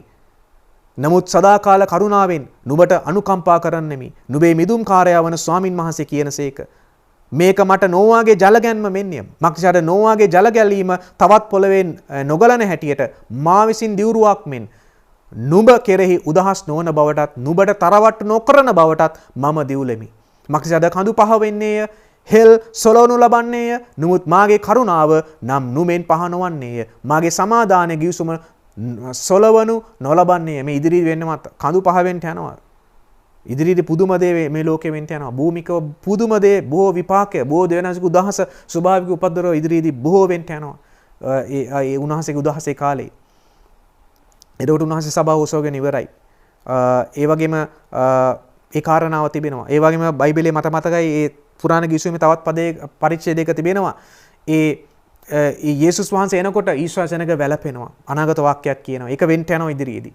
යේසුස් වහන්සේ එනකොට ඊශ්‍රායල් සෙනග කියන්ට යන දේ සෙකරියා 12:10 කියනවා දාවිද්ගේ වංශය කෙරෙහිද යෙරුසලමේ වැසියන් කෙරෙහිද කරුණාවේ හා කන්නලව් කිරීමේ ආත්මය වගුරුවන්නෙමි. ඔවුන් තමුන් විසින් ඇන්නා වූ තැනැත්තා වන මා දෙස බලා සිට එකම පුත්‍රයෙකු ගැන වැළපෙන්නාක් මෙන් උන්වහන්සේ ගැන වැළපෙනවා ඇත. කුළුඳුලා ගැන ශෝක වන්නාක් මෙන් ඔවුන් උන්වහන්සේ ගැන ශෝක වෙනවා ඇත. තව අනාගත වාක්‍ය මෙතන ලියනවා. මේ බලන්න ඔබ මේ මම මේ කතා කරේ සෙකරියා 12. ඒ ආකාරයෙන් මේ කාරණාවල් උන්වහන්සේගේ වචනේ ලියලා තිබෙනවා. ඒ යේසුස් වහන්සේ එනකොට වැළපෙන්න යනවා ඊශ්‍රායල් සෙනග. යේසුස් වහන්සේ ඔලිව කන්දට එන්න යනවා. මම ඉදිරි තව බයිබල් පද බලනවා. ඒක වෙන්න යනවා. ඊශ්‍රායල් සෙනග තුල මේන්ට යන අනාගත වාක්‍යයක් මම මේ නැවත ඔයගලන්ට මතක් කරේ. එපිස දෙවනි පරිච්ඡේදයේ 11 වෙනි පදේ ඉඳන් කියනවා අන්‍ය ජාතීන් හා යුදෙව්වන් සභාවේ එක්ව සිටින බව. එතන කියනවා එහෙයින් පෙර කාලයේදීම මාංශයෙන් අන්‍ය ජාතීන් සිටියා වූ අනිත් මාංශෙහි කරන ලද චර්මච්ඡේදය ඇත්තන් විසින් අචර්මද්දිත්‍යෝ යයි කියන දදා වූ නුඹලා ඒ කාලේ ක්‍රිස්තුස් වහන්සේගෙන් වෙන්ව ඊශ්‍රායල්ගේ නාගරිකත්වයට අන්‍යයන්ව පොරොන්දුවේ ගිවිසුම් වලට විදේශීන්ව ලෝකයේ බලාපොරොත්තුවක් නැතුව දෙවියන් වහන්සේත් නැතුව සිටිය බව සිහි කරන්න මේ ඔබට මට කියන්නේ අන්‍ය ජාතීන්ට.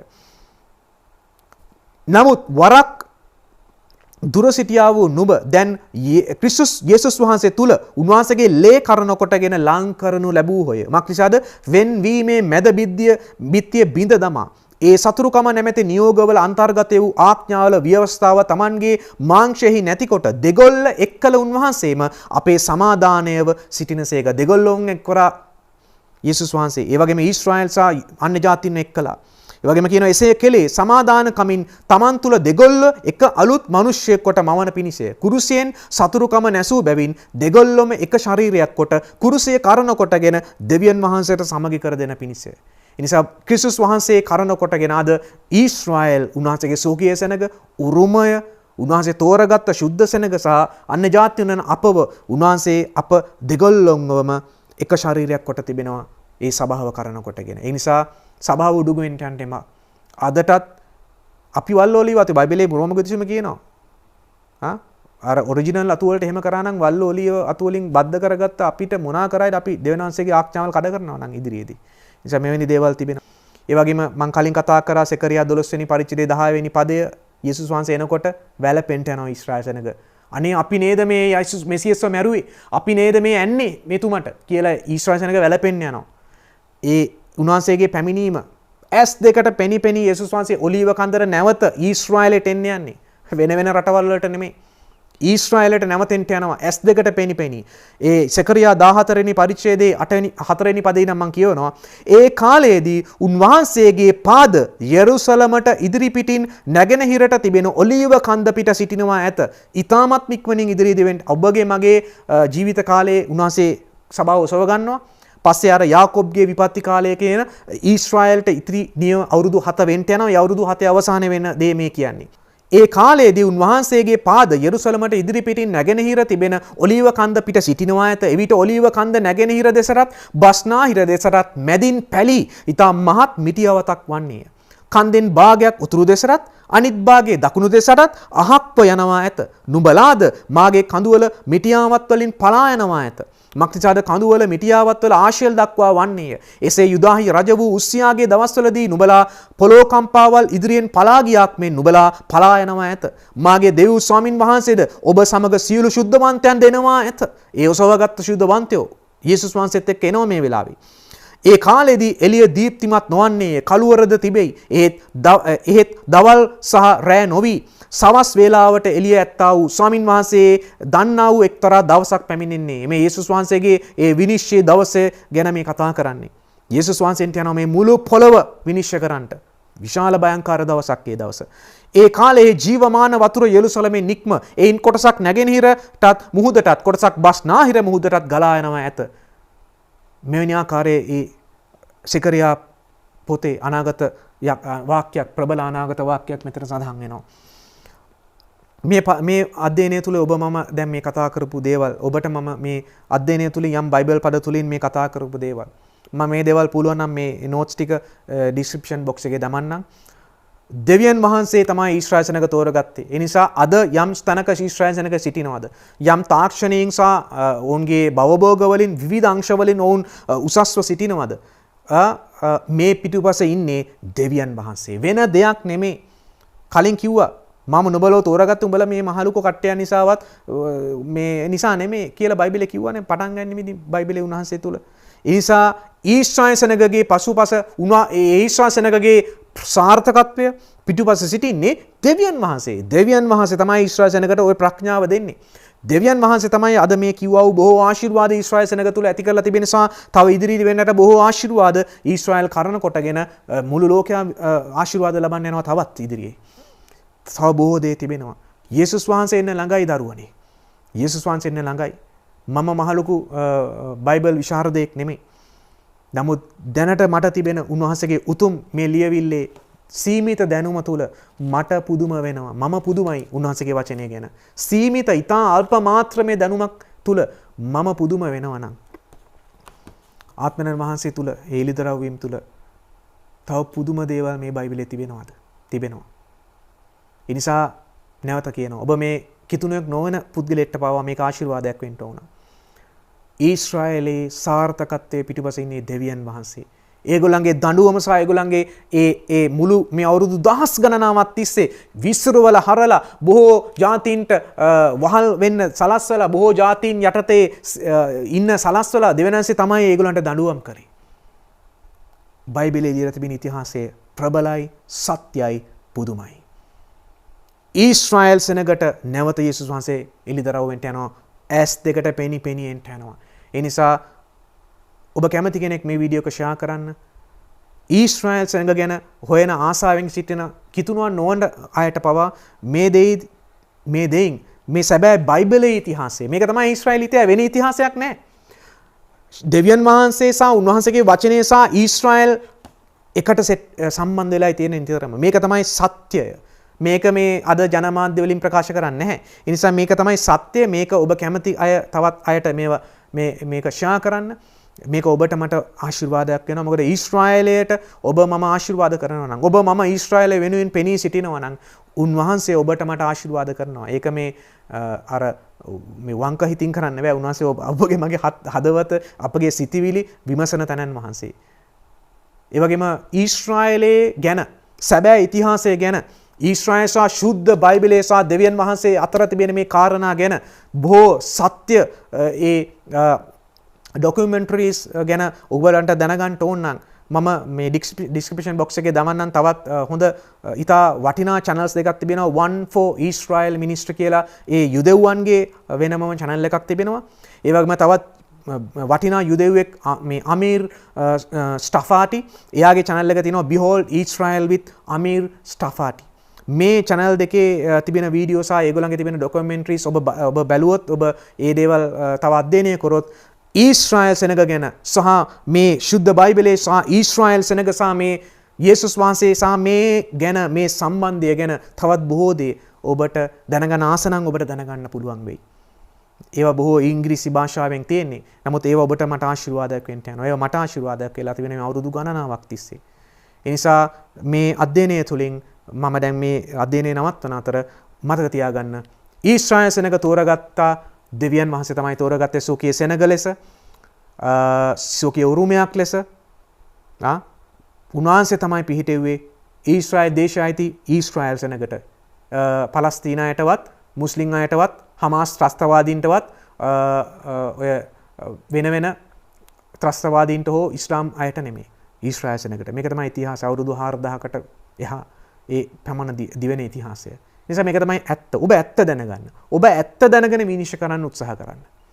මම දකිනවා සමහරු පලස්තීනයේ හමාස් ත්‍රස්තයන්ටත් සහයෝගය දක්වන ශ්‍රී ලාංකිකයෝ මම දැක්කා හිටියා මේ අන්තර්ජාලයේ. ඉතින් එවැනි අභාග්‍ය සම්පන්න දේවලුත් තියෙනවා. ඒ නිසා තේරුම් ගන්න ඊශ්‍රායලයේ දෙවියන් වහන්සේ තෝරගත්තා. උන්වහන්සේ තමයි අත්හැරියේ. ඊශ්‍රායල් සෙනඟ උන්වහන්සේ තමයි ඊශ්‍රායල් සෙනඟට අවුරුදු දහස් ගණනාවක් තිස්සේ දඩුවම් කරන්නේ. උන්වහන්සේම තමයි ඔවුන්ව මුළුමනින්ම අත් නොහැර නැවත මහත් කරුණාවක් ඒගොල්ලන්ට දක්වන්නට යන්නේ. ඒ නිසා තව බොහෝ දේ තිබෙනවා. ඔබ මේව තව බලන්න අධ්‍යයනය කරන්න. ඔබට මේක ආශිර්වාදයක් වෙන්න යනවා. සිළු මහිමය දෙවියන් වහන්සේටයි. ඊශ්‍රායල්ගේ දෙවියන් වහන්සේටයි. ඔබ සැමට යේසු පිහිටයි.